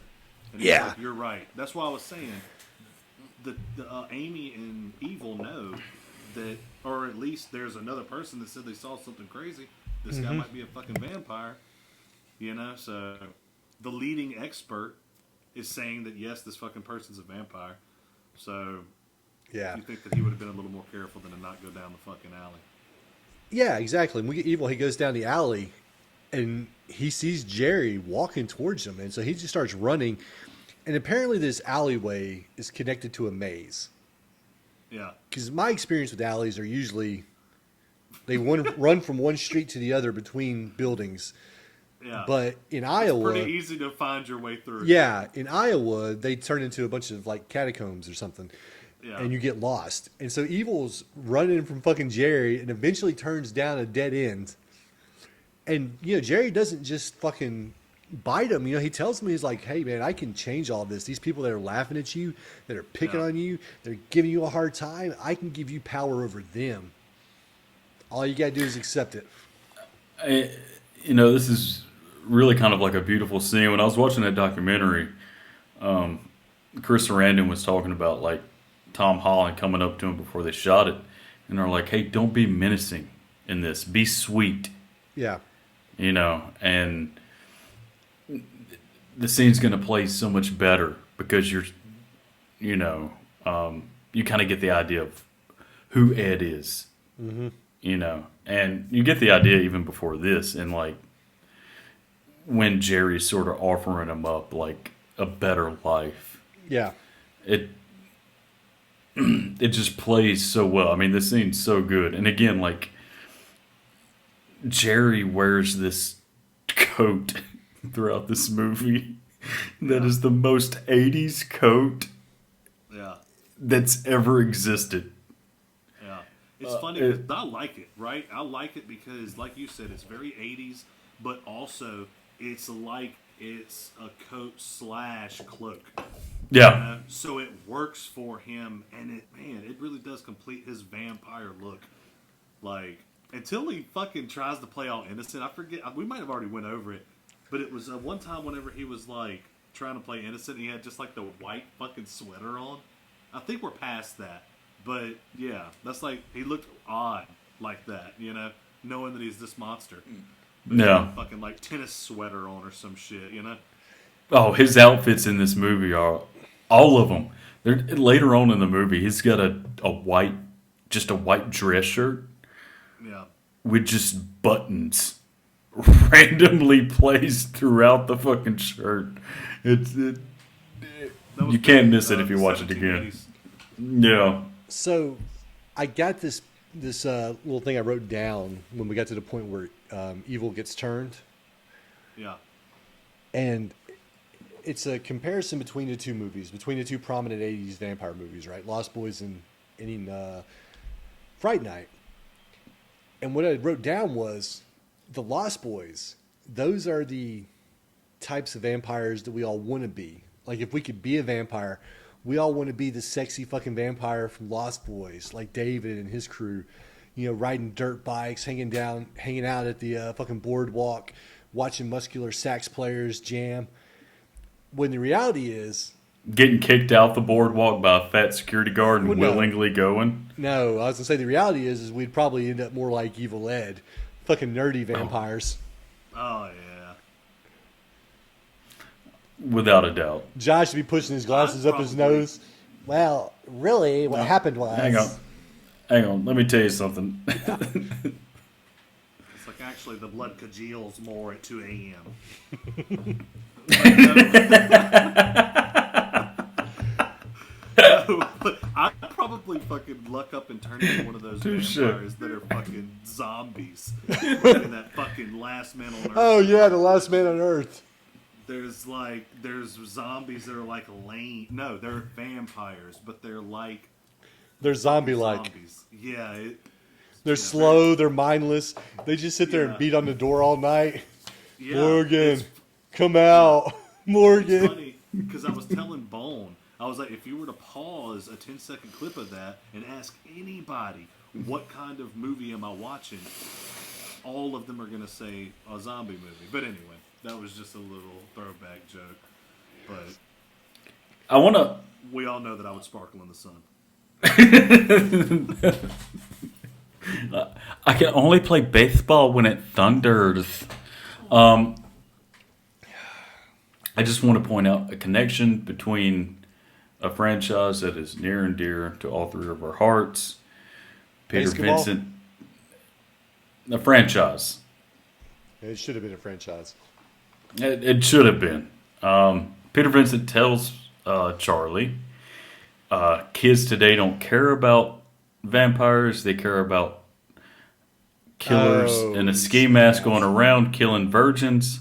Yeah. And then later in the movie, I forget his name. but he's the biker guy from Part 3. He makes a little cameo in this movie. Connect 'em, baby. What's his fucking name? Hold Daniel's Is got it the notes. Is it No, Chili? It's not Chili. It's not Chili. That was the chick. That was the lady. Oh, I know who you're talking about. Yeah, because he's in the club. He's in the club, yeah. Ali. Ali. Yeah, That's it. I put Jerry kills Ali. Hold on, what did I say? Hold on, let me look. Are we bringing back Daniel's notes? Daniel cashes in his 2 cents, I think Oh. is the segment we Oh, called okay. it. This is riveting. Making good No, for yeah, good no, I was podcasting. trying to find it again, but it was Jerry kills Ali in front of the entire club. No, actually, there is something I wanted to read whenever you did ask if I wanted notes or whatever. Okay, Okay. but that night Charlie posts up and starts surveillance on the neighbors. Nudie mag. I don't know if y'all clocked that, but yeah, you gotta have that in there. But he falls asleep after hours of masturbating and Cheetos. He wakes up and sees the neighbor is about to bite a woman's neck. He sees the fangs and the nails. He tries to warn his mom, but she's too sleepy after hours of masturbating and Cheetos. He runs outside to see the on-site carpenter loading up a body. They almost forgot the handbag. Oh my God! I'm so glad you pointed that out, Daniel. Because we did just skip over that scene to where, like, and you can learn this off IMDb trivia, but like Chris Sarandon in his documentary sort of he made it a point to say it. But the reason why Jerry's eating fruit throughout the movie because Chris Sarandon did a backstory of his character because he's a trained thespian, and he decided that Jerry, his vampire bat, he was a descendant from a fruit bat. So he thought it'd be interesting if he's always eating like an apple or fruit, and he does it in every scene except when he's being menacing. Yeah. And that scene to where he's eating the apple, and Charlie's mom comes out the house. You talking about when Charlie's hiding? This is way back. Highly, yeah, this is way back. And I'm glad you're bringing it up because it's a good scene. It is such a good scene. And she comes out the house, she goes, Charlie! She puts some stank on the end of Charlie. So he knows he's in real fucking trouble. Instead of his middle name, when she hits that next octave, he better get his ass home immediately. And Jerry's eating an apple, and he just throws it in the bushes. You He know? doesn't just throw it. He can kind of seem like free throw aim it. Yeah. Then he just fucking chucks it out there Yeah. perfectly. Yeah. He said, and if you listen real close, he said, Kobe. But it is Too funny soon, 'cause Daniel. I Too noticed soon. it. Yeah, I know, right? I noticed that this apple, and it is nitpicking, but my God, he ate core and everything, dude. Yeah, he He did. ate through the Yeah. middle of that fucking thing. That's, Bruh can eat the core of an apple, but a pencil through the hand. Fucking Yeah, stop it. yeah, exactly. See, I'm wondering if it would have had the same effect if it would have been a mechanical pencil. 'Cause with it being No, that's wood, plastic. That's what hurt him. He wouldn't be worried about splinters then. That's probably what the real issue was. Like, hey, you just stuck a wooden pencil in my hand. I can't pull that shit out without getting fucking splinters stuck in my hand. It's going to fester. It's going to get infected. I could possibly lose my hand. Yeah. But I you was don't just care, do going you, off Charlie? You fucking care. Vampires being opposed to being stabbed with wooden things, you know? Fucking Herman's head don't give a shit. Yeah. Was he in Herman's head? He was. He was God. Herman. He was the titular Herman. Oh, it's been so long since I've seen that show. Well, Now, all I could think about when I was watching this is like, man, some Fox executive saw this and be like, I want Amanda Bierce and I want fucking William Ragsdale. Right. yeah. You know, for Married with Children and Herman's Head. And So, sorry, go ahead. no, go ahead, babe. I was just Good. going to move us on and say we get to the part where Peter Vincent's back at his apartment and Evil comes to visit him. And Peter makes a fucking mistake. He invites Evil in. Yeah. And he knows at this point, this is after he knows that there is trouble afoot. He knows that there's vampires out there because he didn't see Jerry's reflection in his little handheld mirror. So he knows what's up at this point. And yeah, he just fucking invites evil in, no problem. But I love the fact that he learns from that fucking mistake. Well, he does. Yeah, that doesn't. Yeah. But you get this scene, and this is one of the ones that I remember from Fangoria, is when Charlie, it's so good. When Ed gets the cross pressed against his forehead and it leaves the X on his forehead. Yeah, that was a big like Fangoria attention grabber back in the day. And that particular scene right there is what I remember most about the movie, just because it was in the magazine. Like, I just remember the fucking cross on his forehead. Yeah. And it's so good because it's sticky. Mm-hmm. You see it, and they discuss this in the documentary, and I can't praise the special effects enough with this movie. And like the transformation scenes, and we'll get to like Jerry's final transformation scene, and Ed, who still has more, but how Ed looks like a shark in this scene. Mm-hmm. He's got the shark smile. Yeah. And how Ed's just a baby vampire. He's kind of a pussy. You know? Yeah, it is wild, man, because like he's still all about joking, and he's all about fooling around, and it gets his ass. Well, I mean, whatever, but it don't turn out well for him. He just keeps all joking around, and then it is what it is. Fucking started off his first little prank. He's like, "I'm the vampire, see?" Yeah, I know. And then he's just like, "I'm gonna go tell Jerry," and he jumps out the window. Yeah. Oh yeah, the master will kill you for this. Yeah. And like I said, they play loose and fast. Well, loose.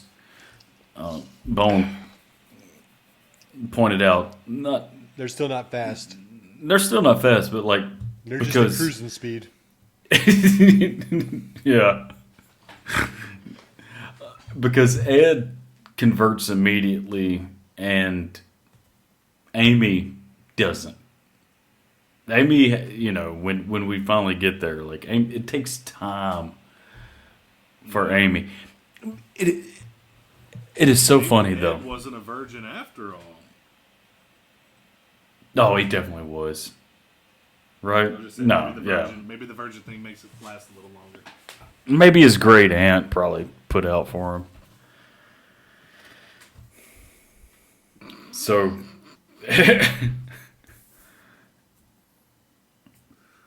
oh my god. So now, like,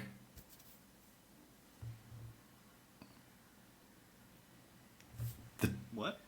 The sound of the toilet is going to be in the podcast. Oh, is it? Damn. Yeah. Fuck. Oh, I'll quit flushing you. Instead of muting your fucking. Nope. I've decided I'm gonna quit flushing. I could mute my mic. That's a good call out. Oh my god. No muting. I've been looking for a reason to not flush that toilet for years. 70-something episodes, and it took Josh to point that out to me. That you can mute your fucking mic. And I'm not even being funny. I'm not picking on Josh. I'm being No, I think that was serious. Daniel. Daniel pointed that out. I'm just being serious. All this time, I could have been muting my mic. I think Daniel was like the first on that scene because now anytime I leave this chair, I'm hitting this button. I think Daniel was on it from like day one, like Rain Man over there. That's why Daniel is the most important member of this podcast. Yeah. Actions like that. No, it's funny, man, because I think that it was because our second episode I was sick and I was coughing my ass off, so I was didn't want to be coughing the mic, so I did it, and that's what started my legend, being sick. Look, Bone just paused his mic, and I'm not gonna lie, I missed the ambient noise of like the refrigerator and the ice. He's looking through condiments. Yeah, please.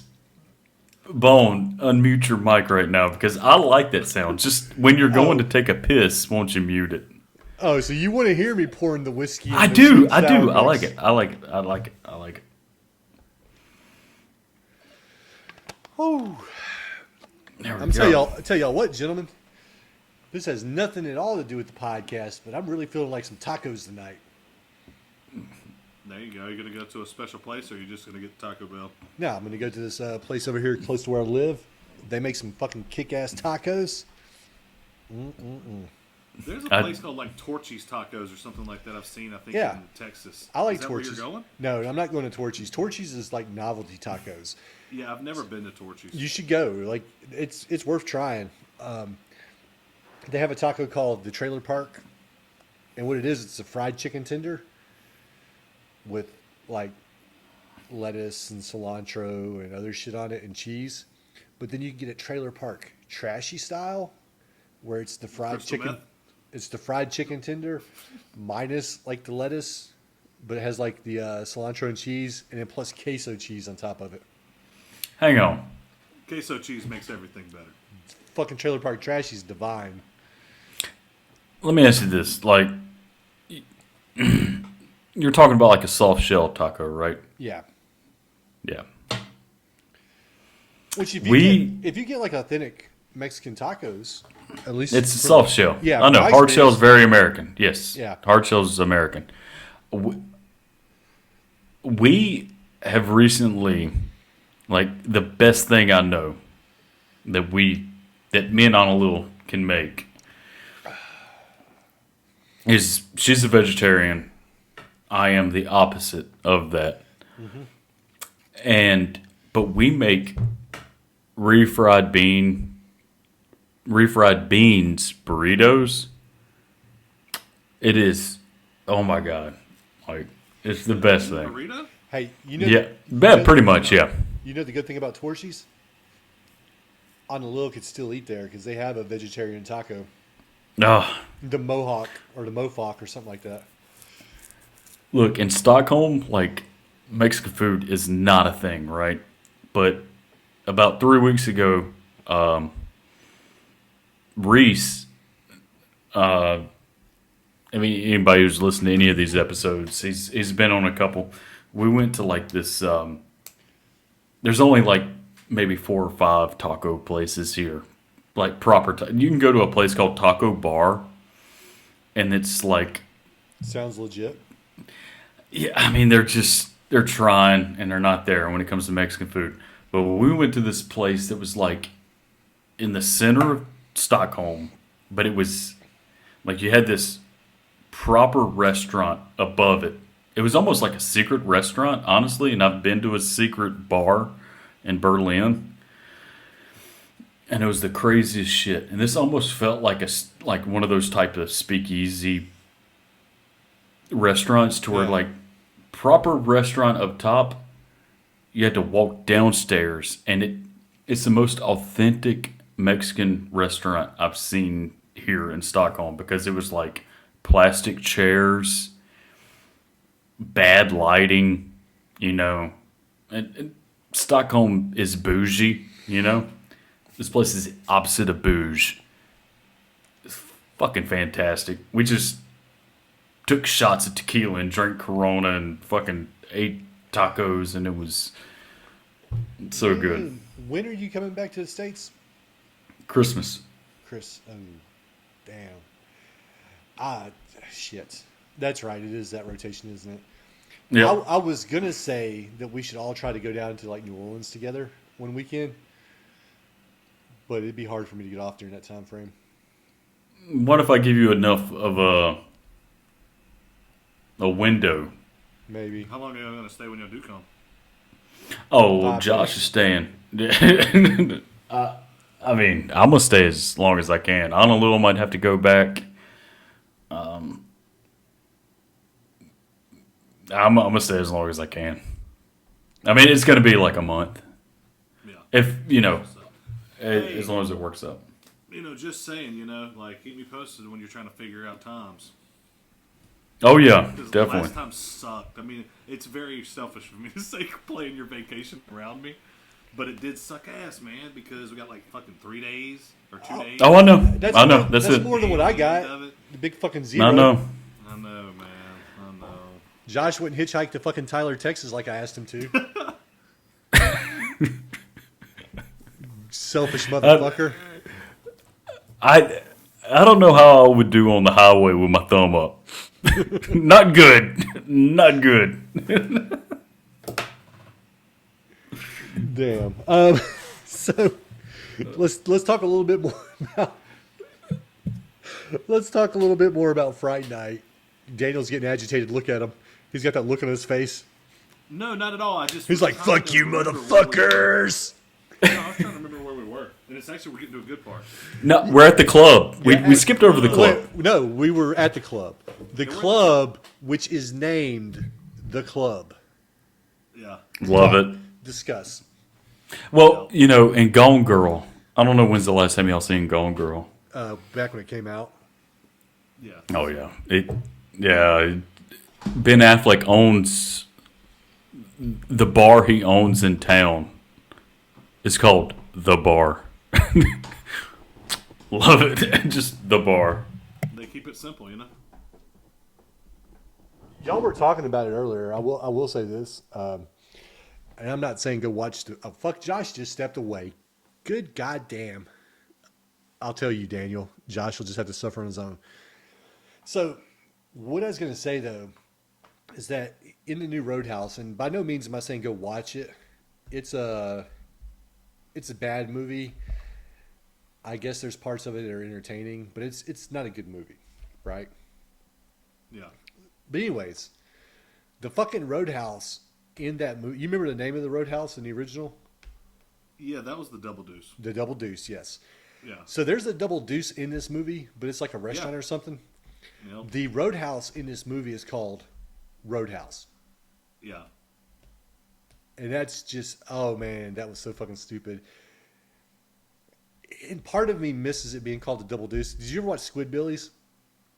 I've watched an episode or two or a clip or two. Have you seen the Roadhouse episode?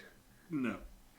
So there's an episode of Squidbillies where they're just like professing their love for Roadhouse or whatever, but they make a comment. He's like, I'm going to give you a Double Deuce ass whooping.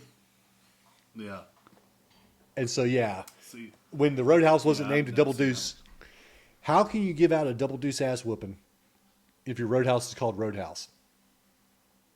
Yeah. You no, can't. Right. You can't. There's no Double Deuce ass whoopings. Excuse me. Yep. Man. Don't even get me started on that shit. Like, I almost had Courtney just watch, like, I almost looked up just the Conor McGregor scenes. Yeah. You know? And it's funny because I don't even blame him totally. You know, like, his direction had to have been insane. Oh, Because yeah. Who the hell told him to walk around like this the whole time? Well, he's so It fucking looked like he big. was in a fucking, like, upper body cast with Yeah. a shirt over it that we couldn't see. It was weird. We were, since you're back, Josh, we were just talking about Roadhouse a little bit. And I was telling Daniel, and I don't know if you know this or not, but the Roadhouse in Roadhouse, the remake isn't called the Double Deuce. It's called No, Roadhouse. Yeah. I mean, I can imagine. Did you ever watch that episode of Squidbillies about Roadhouse? Oh, yeah. I don't know if I ever watched the episode. I know the joke that runs throughout it. To where he's like, Roadhouse. Yeah, and he's like, give him Double Deuce ass whooping. and the son at one point, he's like, yeah, he's like, you gotta give him a Double Deuce ass whooping, son. And he's like, that's right. And he starts fucking dancing like it's fucking Dirty Dancing. He's like, you're gonna get it now. Take this. Take that. And he's fucking pirouetting on him and shit. You should watch it, Danny. Oh, Squidbillies Daniel is... Yeah. Yeah, I can imagine. It's so good.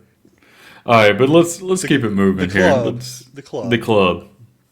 Yeah, we were at the club. They ended up actually. Yeah, here we go. I'll just do this. Charlie and Amy try to lose Jerry in the club. They sneak in through the... Oh, yeah, okay, hold on. They sneak in through the veggie station hole that all restaurants have. It's so funny because, like, did you notice that shit? They went down the side of the building and popped in through a hole in the kitchen? Yeah. Yeah. It's just a hole in the fucking wall. They have a side business of selling lettuce and tomato out of the side of the fucking building. Well, what I thought about immediately, and maybe I'm just fucking wrong about this, and I haven't been to enough clubs, and that's entirely possible because I've been to very few. I'm more of a bar guy, not a club guy. Yeah. But how many clubs have a fucking working kitchen? I thought you just go in there and dance and fucking drink alcohol. And yeah. These dudes are serving up meals. Yeah, no, they're fucking cooking it up in there. Even though once they get in there, you don't see anybody eating anything. Everybody's just drinking. Yeah, nobody's got a fucking plate, dancing. but these guys are making plates of something for somebody. Well, You know, it could work if you're leaving the club hungry because you're drunk and you got the side business No. there. We don't take away from what Waffle House provides to this world. They provide an essential from Waffle House's fucking mouth. service, okay? But yeah, it's funny this because is- they run in there. Oh, go ahead. no, I was going to say, this is Iowa, man. Like, They got a Waffle House in Iowa. I don't want to hear your blasphemy. no, I mean, this is like the club capital of the world. They know how to... Iowa's Huddle House. Huddle House. The Huddle House. I don't recognize Huddle House. Oh, man. You didn't love the Huddle House that was by your house over there in Philly? No, I didn't. That place was shitty, dude. It was terrible. I think that Huddle House is the worst, like, Huddle House... That's Denny's the one that Waffle House experience I've ever had. that's the one that Michael and McCarty and all them went into that one night, wasn't it? I think they'd left a casino one night and they went to the fucking Huddle House in Philadelphia. Oh, I'm sure. Sure. I know that we went and it was not enjoyable. I've been and it wasn't good either. Not like the Waffle Houses in Flowood and Jackson that me and Josh used to frequent. Yeah, we ate Waffle House just the other day, man. Waffle House is fucking good. We love it. Me and my brother went and shot some pool a couple weekends ago. Which, by the way, we're members of this club now. I can't remember what the fuck it's called, but we're members. It didn't have a door fee, but it had a membership fee. And to become a member, it costs $5. And I think the place is called the Oasis, now that I think about it. But it's $5 to become a member. But with this $5 membership, you got a free drink. So my brother goes up to the bar and he's like, and we're like, we got a little tickets. Like, hey, we got these tickets. We're members now. And she's like, what do you want to drink? And he's like, I'll take a Shiner Bock. And I'm like, well, what does this ticket get me? And she's like, well, it gets you, like whiskey, blah, blah, blah, whatever. I'm like, and I felt so stupid when this happened. I'm like, I'll take a Jameson. And she's like, okay. And I'm just sitting there. I'm like, she's like, you want a shot? You want a glass? How do you want it? I'm like, oh shit, my bad. Sorry. Like, I'll take it on ice. But it's like, I want the whole fucking bottle. I have the ticket. Yeah. And then Kevin was like, he's like, oh fuck, I didn't know we could get drinks with the ticket. He's like, I would have got a royal fuck. Yeah, something a little more powerful. Yeah. So, and then we sat there and played pool until midnight and drank beer. It was a good time. Sounds like a good time, man. I like pool every once in a while. Yeah, so when Josh comes back for the holidays, you two need to come down here. We'll drive to fucking Arlington and play pool. That makes a lot of sense. Yeah. Yeah, I'm I bound and would love determined to get see y'all to come Texas, visit me. though. I know. Look, I've been in Sweden for 9 years. One person's come to see me. Well, So I get the feeling. But anyway, let's keep it moving, guys. Look, Hold on. Can we just point out the irony in this right now? Josh trying to keep it moving. I know, right? The king of procrastinating. I know. Well, exactly. He's like, "Hey, fuckers, let's move." Hey, man, Bone, I'm reading the room, man. I'm reading the room. You're reading Daniel. You're not reading me. Hey, I'm just chilling. Well, I'm just chilling. That's my motto. This is gonna be on Okay, my so yeah, we're at the club, Josh. You were talking about the club and how sexy it is. Oh, it's super sexy. A lot of sweat. Oh, a lot of yeah. dancing. And there's a song that's called Armies of the Night. I tried to look it up.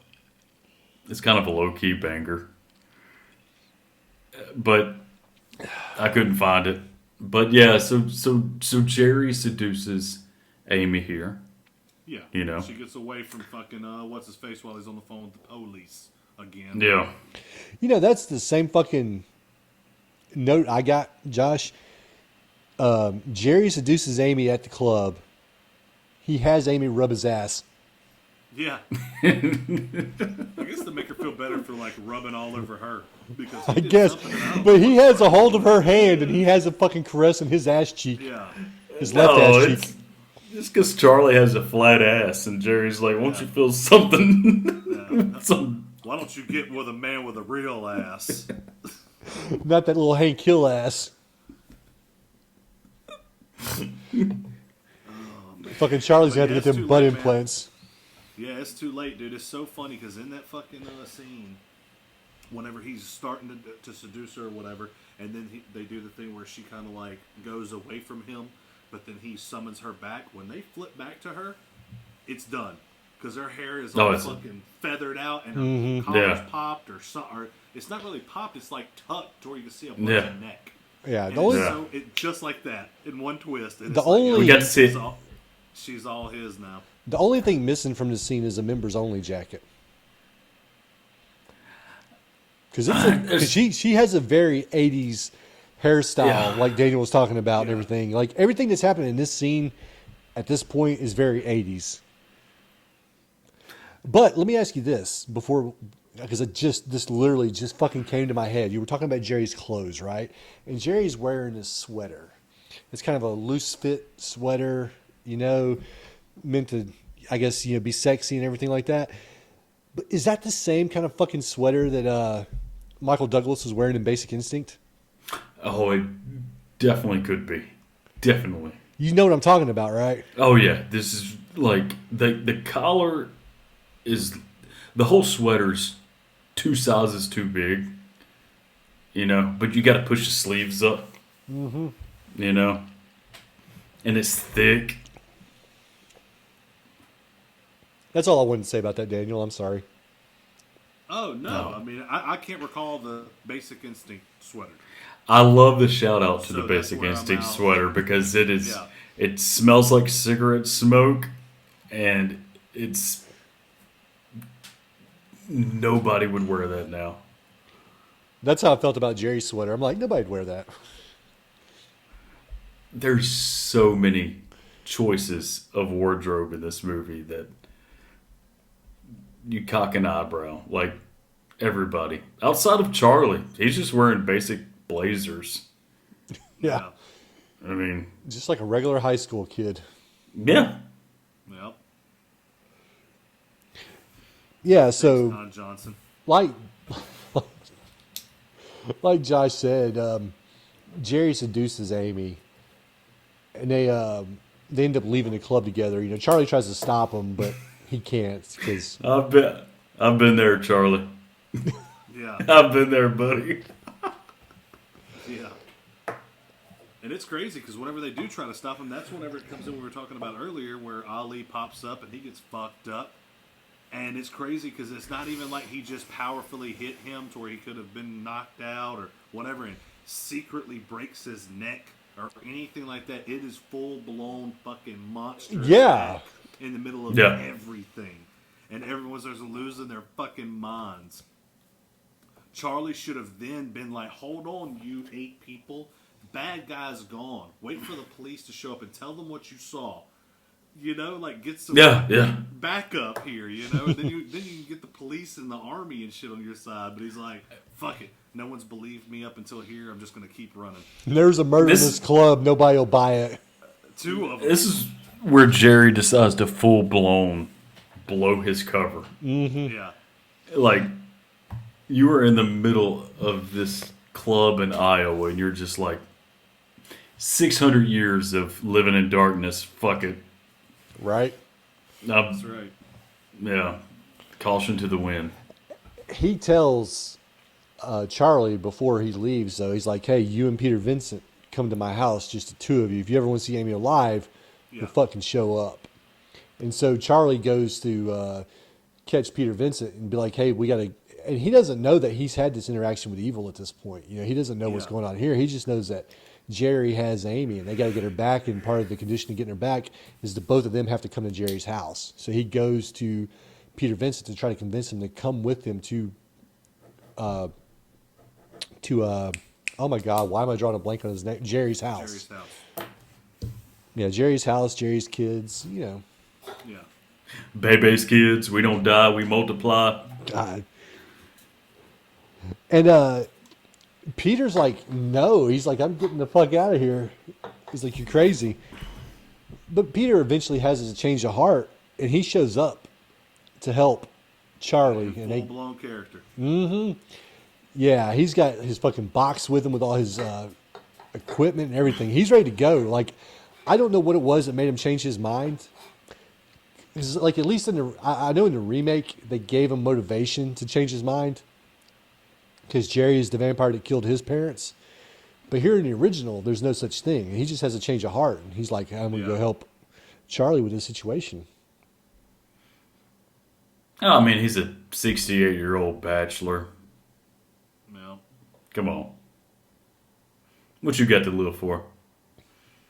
Yeah, I didn't really remember a connection either on why he changed his mind, but maybe there was the thought of getting the show back and running if it was, you know, out there with the youth that he was a real vampire killer or something, you know?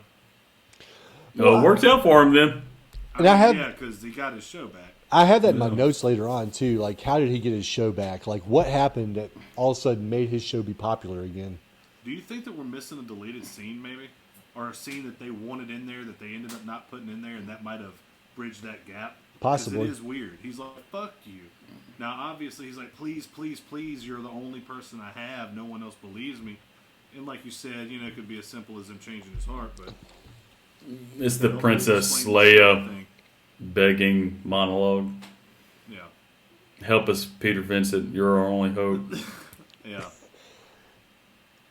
So they go into the house, and they confront Jerry, like right off the bat. You know, Jerry's on the stairs, and Peter Vincent Which is another good like introduction for the scene. And they had that cool nice. window behind them too. Yeah. Oh, yeah. But you know, not Charlie, but Peter Vincent pulls out a cross, you know, and he's like, you know, back, you foul beast, blah blah, and Jerry's just like, oh, you gotta have faith for this to work, and just crushes the fucking cross. I love that so much too. The crushing of the cross out was weird of what it was to me. I couldn't tell what it was made out of. But the fact of like you have to actually believe that for that to work on me, I love so much. Oh fuck! I got ahead of myself, and I'm gonna backtrack just for a second, Josh. Sorry. Do Jerry Dandridge and Amy have sex, or does he just bite her with her breast exposed? I don't think they bang. See, that's what I was thinking too, but then also. But like, Jerry be fucking. And why would you show your titties just to get bit? I don't know. That it is very ambiguous in that. I would assume Jerry had to have fucked her. See, I lean kind of to the second part though, where I'm like, no, she got bit first, so there had to be like a metamorphosis. But everything about that obsession, quote unquote obsession with Jerry and Amy, is odd because you see the painting, and you as an audience, you get the correlation between the two, and he even tells her, he's like, that painting is from someone I used to know a long time ago, so he loved her. So you're thinking he wants to keep Amy as his wife forever as a vampire. Yeah. He straight up throws Charlie in there with a stake and says, you know, like basically, here you go. You know, you have to kill your you have to kill your girlfriend.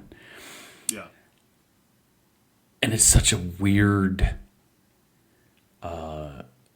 thing for him to do because you think that he was going to be obsessed over Amy and love, you know, and be like, you're going to be my Dracula's bride. But he's willing to sacrifice her immediately. Yeah, but with that, I mean, I get that because that is like, what the fuck are your plans here? You know, I guess they did bang. I guess that's it. That answered your question, right? Yeah. They definitely banged because it's like. And she was a lousy lay. And then She was a banged her, lousy. so it's done. So now you can kill her now. I don't need her anymore. I got her. But I'm sure he knew that he wasn't going to kill her. You know what I'm saying? That was probably another big part of it. Just more mind fucks for. Oh yeah, he was trying to mind fuck Charlie. Yeah. But it is crazy. He just threw the stake in there with him and said, you know, you do you. But I do want to just, you know, if we had to rename this podcast, it should be renamed Circle Back. Circle You know? back. Yeah. Because I want to circle back to like Chris Sarandon when they finally walk in the house. This beautiful gothic looking house. Mm-hmm. And Chris Sarandon's he's at the top of the stairs. And you know, he's scraping his fingernails on the banister, sorry. And he tells them then, and like normally in a movie, when you say the name of the movie, it's kind of fucking Oh yeah, kind of cheesy. lame. Cringe. Yeah, but how Chris Sarandon, he's like, welcome to Fright Night. And it's just, I don't know. I didn't know you could roll your Oh. R's like that. Oh, yeah. He's been practicing. Just for this moment. Yeah. Like 40 Don't ask me to do it again. 40 something years has led up to this. It's not something. funny. It's 40. Oh, you're just 40? Ish. I No, was gonna I'm say- 41. I was about to say, I know you're in your 40s because I'm in my 40s. But go ahead, he Daniel. did it Yeah. Because he was making Yeah. fun, like kind of poking fun at Vincent, right? Yeah. It's also funny because it's like you could tell that he was excited because this was a famous person. He had done all these famous vampire movies, and he was about to be the vampire. They got to fucking kill his ass. So you could tell he was excited about it. And then he threw a little bit of that dig at him. And he's like, He tells him earlier in the movie, I'm a fan of yours. Seen all your movies. I No. thought they were hilarious or whatever he says, humorous, whatever he said. But yeah, it's showtime. Hold on though, but they go in, but then Vincent immediately leaves, or does he go to Oh, he Charles Burton? leaves when he sees like shit like start to get real. He runs Yeah, away. to He runs warn to the Charlie's. mom, right? Yeah, and he runs to Charlie's house. And that's where we get Ed in the Raggedy Ann wig. And Which is so all of the good. other It's so crazy good. shit that's about to happen with him. Yeah, and so we have this confrontation between Evil Ed and Peter Vincent in Charlie's house, and Ed is in the bed pretending to be the mom. You know, little Red Riding Hood, like Yep. kind of callback here. And Ed changes into a wolf, and so I have a question. And here's my question. With werewolves, how do you prefer the transformation to be? Do you like werewolves where they're bipedal, meaning they're walking on two legs, or do you like them when they're on all fours, like a wolf? I mean, bipedal, of course. I mean, to be honest with you, they're bigger that way, and they're scarier that way. You know. Yeah. So And- I would say yeah, but and I the- like it whenever they're like that. But they also can use, and they'll drop down for speed and use all four. Well, the reason I ask it is if we are to assume, let's say, because there's two ways, not vampires, but two ways werewolves can be. They can be bipedal or they can be quadrupeds. Jesus. Some nerd talk from you tonight. Yeah, it is. Jesus Up on two legs, Christ. they're all fours. What's the point of a werewolf if a vampire can turn into a wolf, and that's what I was getting at. Yeah, that's the whole thing is confusing. I have zero answers for you on this, and that is probably the biggest for me in this whole movie is that they just threw him turning into a wolf out of nowhere. Like the rules, Yeah, loose and and a little fast. And apparently, you see it when he changes into a bat later on. That he doesn't have to change into like an exact replica of the animal. He can change into a monstrous version because that bat they fucking show is huge Yeah, with fucking fangs and a big ass head. yeah. It's funny because I was watching that, which I mean, obviously this is the very fucking last scene of the goddamn whole thing. But I was watching it, and it's funny because to me, it's like thinking about the prop department, you know, and like motherfuckers making this shit, and then going putting all of these hours into the epic ending of this character, and it's like all of that work for it to be a fucking 10-second scene. I know that that's whatever. That's like peeking behind the curtain type thing, but that went through my head like that shit's got to be such a bittersweet situation for people to see a movie that they worked on, and it's like, dude, Yeah. that shit took us fucking 2 months, and it Well- was 14 seconds. I guess the good Yeah. thing, at least, like if you were a special effects artist and you worked on the Evil Ed death scene, that drug out. That took Yeah, a while. dude. Yeah, Like Ed dying was a he process. took his time. Yes, Yeah. I swear. Yeah, And that documentary, I got to that part right before we started, and the actor Stephen Jeffries talked about like how he would be in makeup 18 hours for that. Yeah. yeah, Insane amount, yeah. yeah. That shit's wild, man. It's just crazy because they did the transformation thing again, right? Where they did it slow and they did it in pieces, to where you got to see so much of the transformation. And even though I was like, "What the fuck is happening?" I still appreciated that. You know, where it goes in sections to where you can see a full transformation. Like I said, although it was confusing, you know, to me anyway. And I then- appreciated what all they put into it, you know. Yeah. And then, yeah, we get that fucking death scene because Evil rushes at Peter Vincent, and Peter Vincent picks up like a piece of broken table and ends up stabbing Evil Ed with it. And Ed goes through this long, drawn out process of dying. But once he's dead, fucking Peter Vincent just leaves his dead ass body on the ground, takes the stake out of his heart, but leaves his dead body on the floor of Charlie Brewster's house. Yeah, for his mom to fucking clean up. Yeah. Like, there's got to be some fucking questions from the cops after this. Like, Yeah. you know, what's up with all these dead bodies? What's up with these skeletons? Which I guess you could be like, Where'd all this wolf hair come from? What the Yeah, fuck right. is happening? no shit. So, Forensics are gonna have a field day on that one. oh yeah. But he, like you said, he grabs that stake and he hauls ass back. And he over goes back to the give house. Charlie a hand, Yeah, to help fucking Charlie. Like, Peter Vincent has found his resolve at this He point. can't make his fucking mind up though. Well, actually, that was his first like vampire kill. So, Is that the shirt? Okay. Was that what Josh was wearing before? Yeah. Oh. Okay. I thought he changed shirts for some reason. Yeah. But we were just talking about the, evil kill and how Yeah. Vincent's getting his first real vampire kill. And then he leaves Evil's body on the ground. And look, that scene, man, Stephen Jeffries, his acting performance in that as he's dying and he's crying, and you see Peter Vincent, he's affected by it. It's a heavy scene that you don't expect from this type of movie. You really don't. Like, it's two actors bringing their A game. They really are. It's Like we were saying, such a good long scene. So, As if they were just kept going back to Peter Vincent just to see, and he's kind of looking at his watch the next time. The next time he's like fucking eating popcorn. so Just fucking biting his nails. we get fucking Yeah. Peter Vincent goes back to the house to help Charlie, though. Like I said, he's found his resolve at this point. And he's like, well, I'm not going to let Charlie face this on his own. So he goes back to help him, and they come into contact with Jerry's helper, or his familiar. Billy Cole. Billy Cole. Yeah, Billy. And Peter Vincent tells him, like, hey, stop. Don't make another move or I'll shoot. And he makes another move, and Peter shoots him right in the fucking head. Right in the fucking head, yes. Immediately. I loved it. And then he gets back up, He does get back up. and he shoots him some more.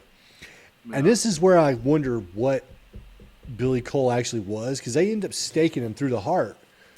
But he's not a vampire because he's out in daylight. No, And like I said, it is like he's a ghoul, but why the fuck do you have to stake him in the heart to kill him? yeah, You know? I know. Because I'm cool with him not looking like a person but not being a person. I'm cool with him being something supernatural. But, like, that's why I keep throwing the word ghoul out there, you know? Like, Yeah.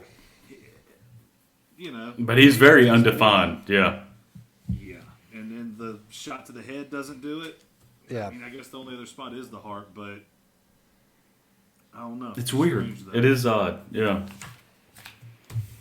It's almost like he was a zombie, like you said, ghoul. And maybe a way to think about it is that, and this is just us trying to figure it out and make it make sense, is that, you know, with the heart being what's really alive in a vampire, you know? Like, maybe that's why the connection to his ghoul, you had to kill the heart to kill it.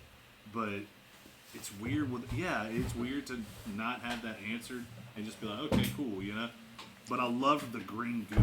Like, I loved that random touch. Out of all the randomness in that, I loved him being full of, like, green.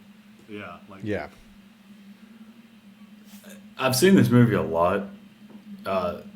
When I watched it today, it's probably the first time I saw it in its entirety in a few years. If you would have asked me what Billy Cole was, I'd have been like, oh, he's a werewolf. He's the werewolf. Yeah. You know? I get him in... Because Ed's like a vampire up until he's a werewolf. Yeah. I don't know. Fucking Until he's what? like, all right, I'm a shitty vampire. I'm gonna be I'm gonna be Wolfie. I'm gonna be Max from Terminator 2. Rough, here I come. Kids can never fucking make their minds up. Fucking teenagers. So, yeah, Ed's dead. The helper's dead. He's melted into a pile of goo. We get to see Amy again, and her hair's grown out. You know, I guess she's supposed to look more like a vixen at this point, more seductive. Yeah. But then she gets that mouthful of fucking teeth, and Which somehow makes her hotter. such an I know. iconic. It's such an iconic look, though, to the point where it made the It movie is. poster. Dude, I fucking love it. It is looks so good. I think other movies have copied this. I think it feels like they have. Well, they did it in From Dusk Till Dawn, because remember when? Yes. Oh my God, I can't remember his name. Selma Hayek. No, not Selma Hayek. No, Tramp. the black dude. Oh, yeah. Fred Williamson. Yeah, because Fred Williamson, when he opens up the fucking that's building, right. he turns around and he has a mouthful of teeth, just like fucking Fright. He's got a shark smile. The shark smile, yeah. Yeah. That's true. It's funny that y'all bring him up because whenever I thought about this pencil stab earlier, that's the first thing that went to my mind was him stabbing the heart. Oh in, yeah, Dust Till that's Dawn. right. He did do Yeah. that, didn't he? Yeah. We end up in the basement though, right? And we're having the final showdown. Because they survived until sun. Yeah, and Peter Vincent's like, "Hey, look behind you," and the fucking sun's coming up, and so he books it to the basement.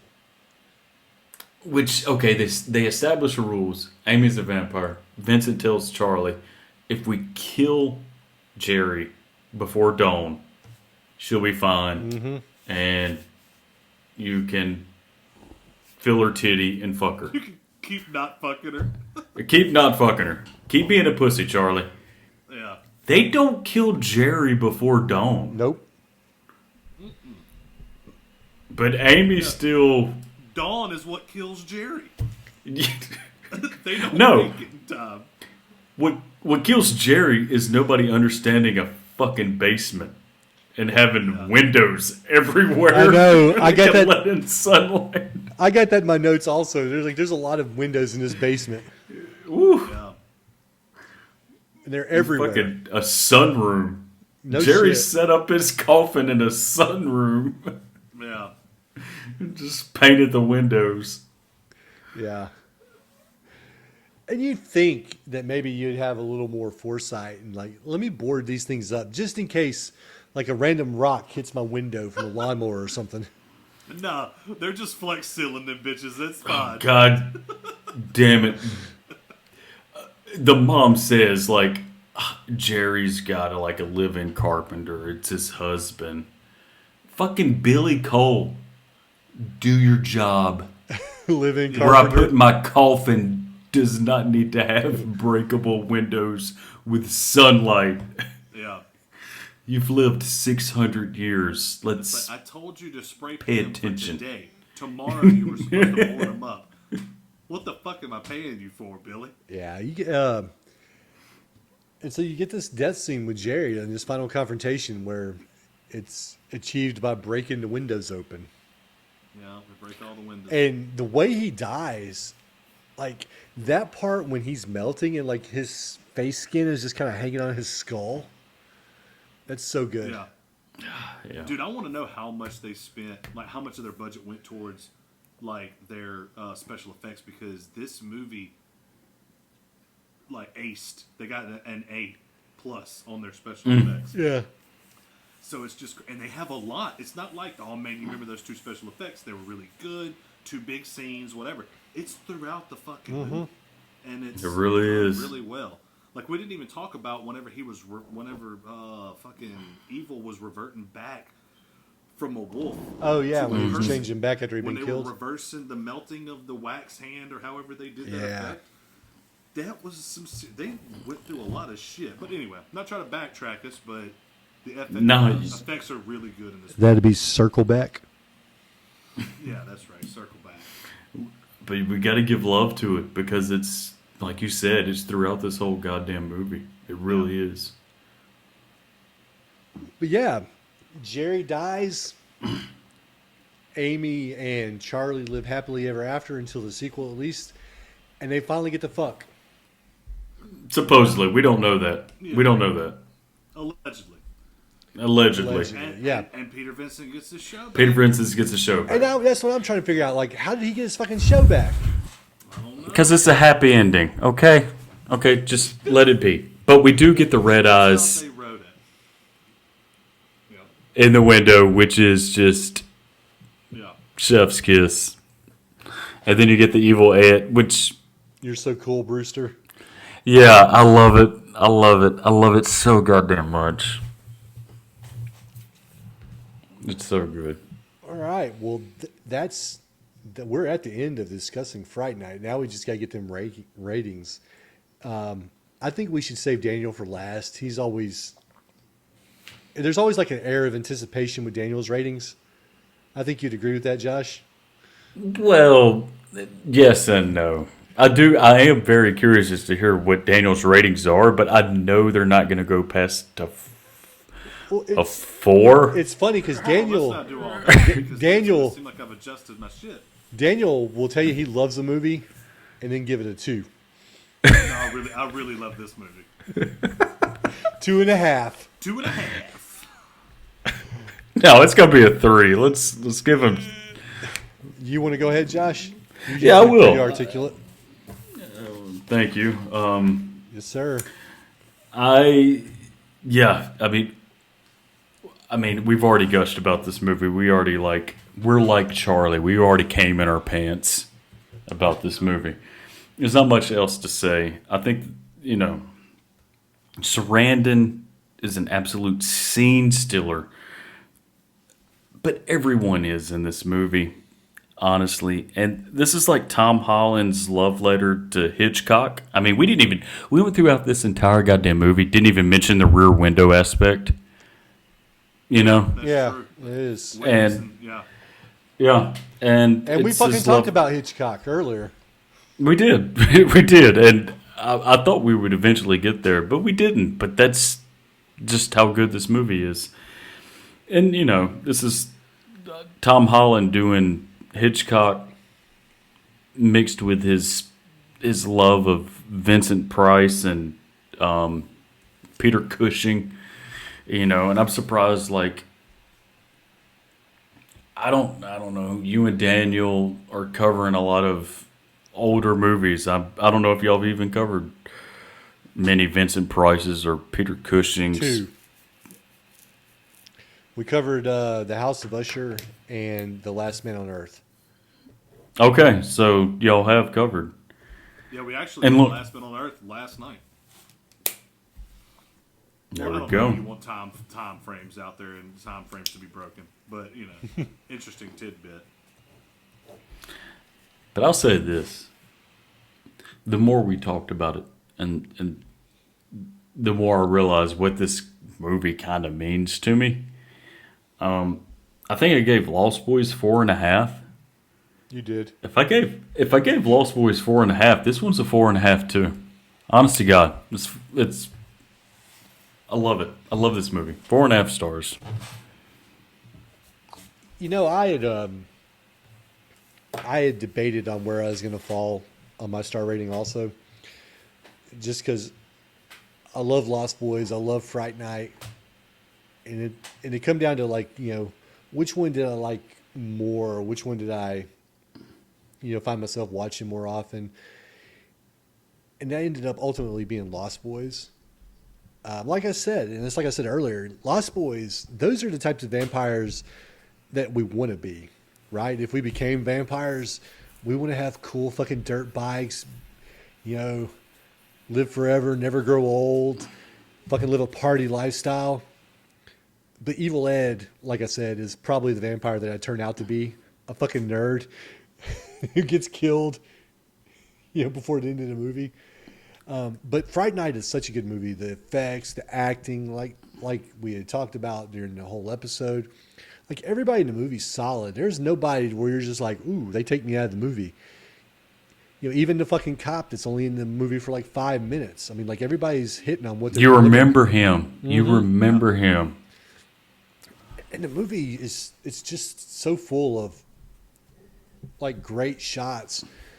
But it's only an hour and 45 minutes, but it still manages to take its time without being rushed. Yeah. And ultimately, you know, it delivers on what you're looking for, or at least for me, anyways, it delivers on what you're looking for in a vampire movie. I enjoy the movie greatly, but like I said, I do enjoy The Lost Boys just a smidge more, so I gave it 4 stars. That's what I'd originally given it. Was 4 stars, but I mean, look, both can be winners. Yeah. Two things can be true at the same time. And That's the way I see it. you know that YouTube channel I told you about where they rank movies? They did a vampire ranking, and This was number one. it was number 1. Lost Boys was number 2. So there are people out there that for them, this is their number 1 vampire movie. So it could go either way. And it might just, you know, I might wake up next month and be like, I like Fright Night more. Yeah. Well, opinions change, you know, they evolve. But the things that I have we've said plenty. You guys covered it, and I do the same thing. Like, Lost Boys is the ultimate. Lost Boys is fucking awesome. You know, if I could, it's like what do they call that shit? Deserted Island movie or whatever. If it was like you have to choose a vampire movie, Lost Boys would be it without a thought. You know.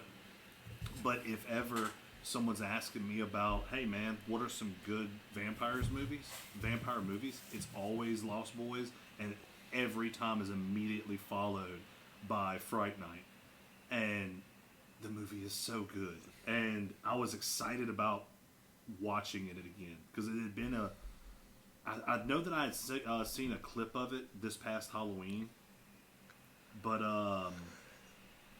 it's such a good movie, and I'm so happy to have watched it again. And I think that I had also I think we all gave Lost Boys a 4.5, I believe. But We'll never know, Daniel. You don't post on Letterboxd. But Fright Night, like, I am in agreement. Like, it's so fucking good, you know? But it doesn't, it's, for me, you know, Lost Boys still takes the cake, right? So I do my ratings that way to where that affects it. but for me, it's 4 stars. You know, to me, the difference, you know, when I think about this movie, and it's like Bone has sort of been saying, like, Lost Boys, the vampires are cool in this. And I agree. But Chris Sarandon is just as cool, but as an adult as we are now. Yeah. You know? Like, yeah, could you imagine his fucking leader vampire with the Lost Boys? Oh, yeah. That'd have been something else. He wouldn't have died by a fucking truck. Yeah. No, yeah, exactly, right? And here's the thing with Lost Boys, and I don't mean to, like, be pitting them against each other, even because they're so intertwined without being connected. And Lost Boys, David disappears. David and his gang disappears while Michael has come to terms with being a vampire. Yeah. Fucking Jerry Dandridge is right in the fucking center of this. I mean, he's, you know, he's keeping this movie fucking going, you know, along with Roddy McDowell. And I think you have two different types of movies there. You have Lost Boys MTV. And this one is more of the classic Vincent Price, Peter Cushing vampires. They're on the same spectrum. They're not polar opposites. They still can exist in that plane. Mm-hmm. They're both great in their own right. Yes, and they're trying to accomplish two different things. Fucking God bless him. Schumacher was trying to make hip vampires. Holland isn't trying to make hip vampires. He's trying to make seductive vampires. You know? Yeah. But yeah. Love them both. God damn. Oh, yeah. 2 fucking great movies. But look. Lost Boys wouldn't exist without Fright Night. Fucking Vampires was a dead-ass fucking monster movie before Fright Night came along. Like, did Fright Night come? When was Near Dark? Fright Night was 85. Lost Boys 87. Well, I knew that Fright Night was 85, but when was Near Dark? Was Near Dark late 80s too? 87. 87. Same year as Lost Boys. Yep. Yeah. Yeah. I wasn't trying to dispute you, you know, but I just didn't know that it was like that, where it was in a lull. Which that makes fucking Fright Night even better. That it was able to fucking revitalize the vampire genre. And it's fucking crazy, because if you were to ask a new generation, hey man, have you heard of just a handful of vampire movies? They're going to have heard of Lost Boys. But they might not have heard of Fright Night. And Fright Night is fucking awesome. Yep. It deserves its flowers. And look, we're Bone. Tell people we're gonna. You said it at the top. Said at the back end. What are we watching next? Oh yeah, another vampire movie. Yeah, another vampire movie. It was requested by a listener viewer. The last. Go ahead and shout him out. Shout him out. Chad Malone. Chad Malone. Yep. He had posted on one of our Facebook posts, and he's like, "I'd love to hear your thoughts about the last voyage of the Demeter." So you're gonna get to hear him. And we're going to cover the last voyage of the Demeter, which is based off of a chapter in the novel Dracula. It's based off of the Captain's Log chapter. Yeah, whenever he's coming from Transylvania to London. London, yeah. Yep. So that's going to be our next one that the three of us cover. And then we'll go from there. I don't want to say what we're doing next after that because, obviously we don't know. Look, I was going to bring this up to you. I think we should go back to our project for a couple of movies. Yeah, I was going to say we may transition back into that because we do need to make some progress on that. Yeah. What are we up to after that?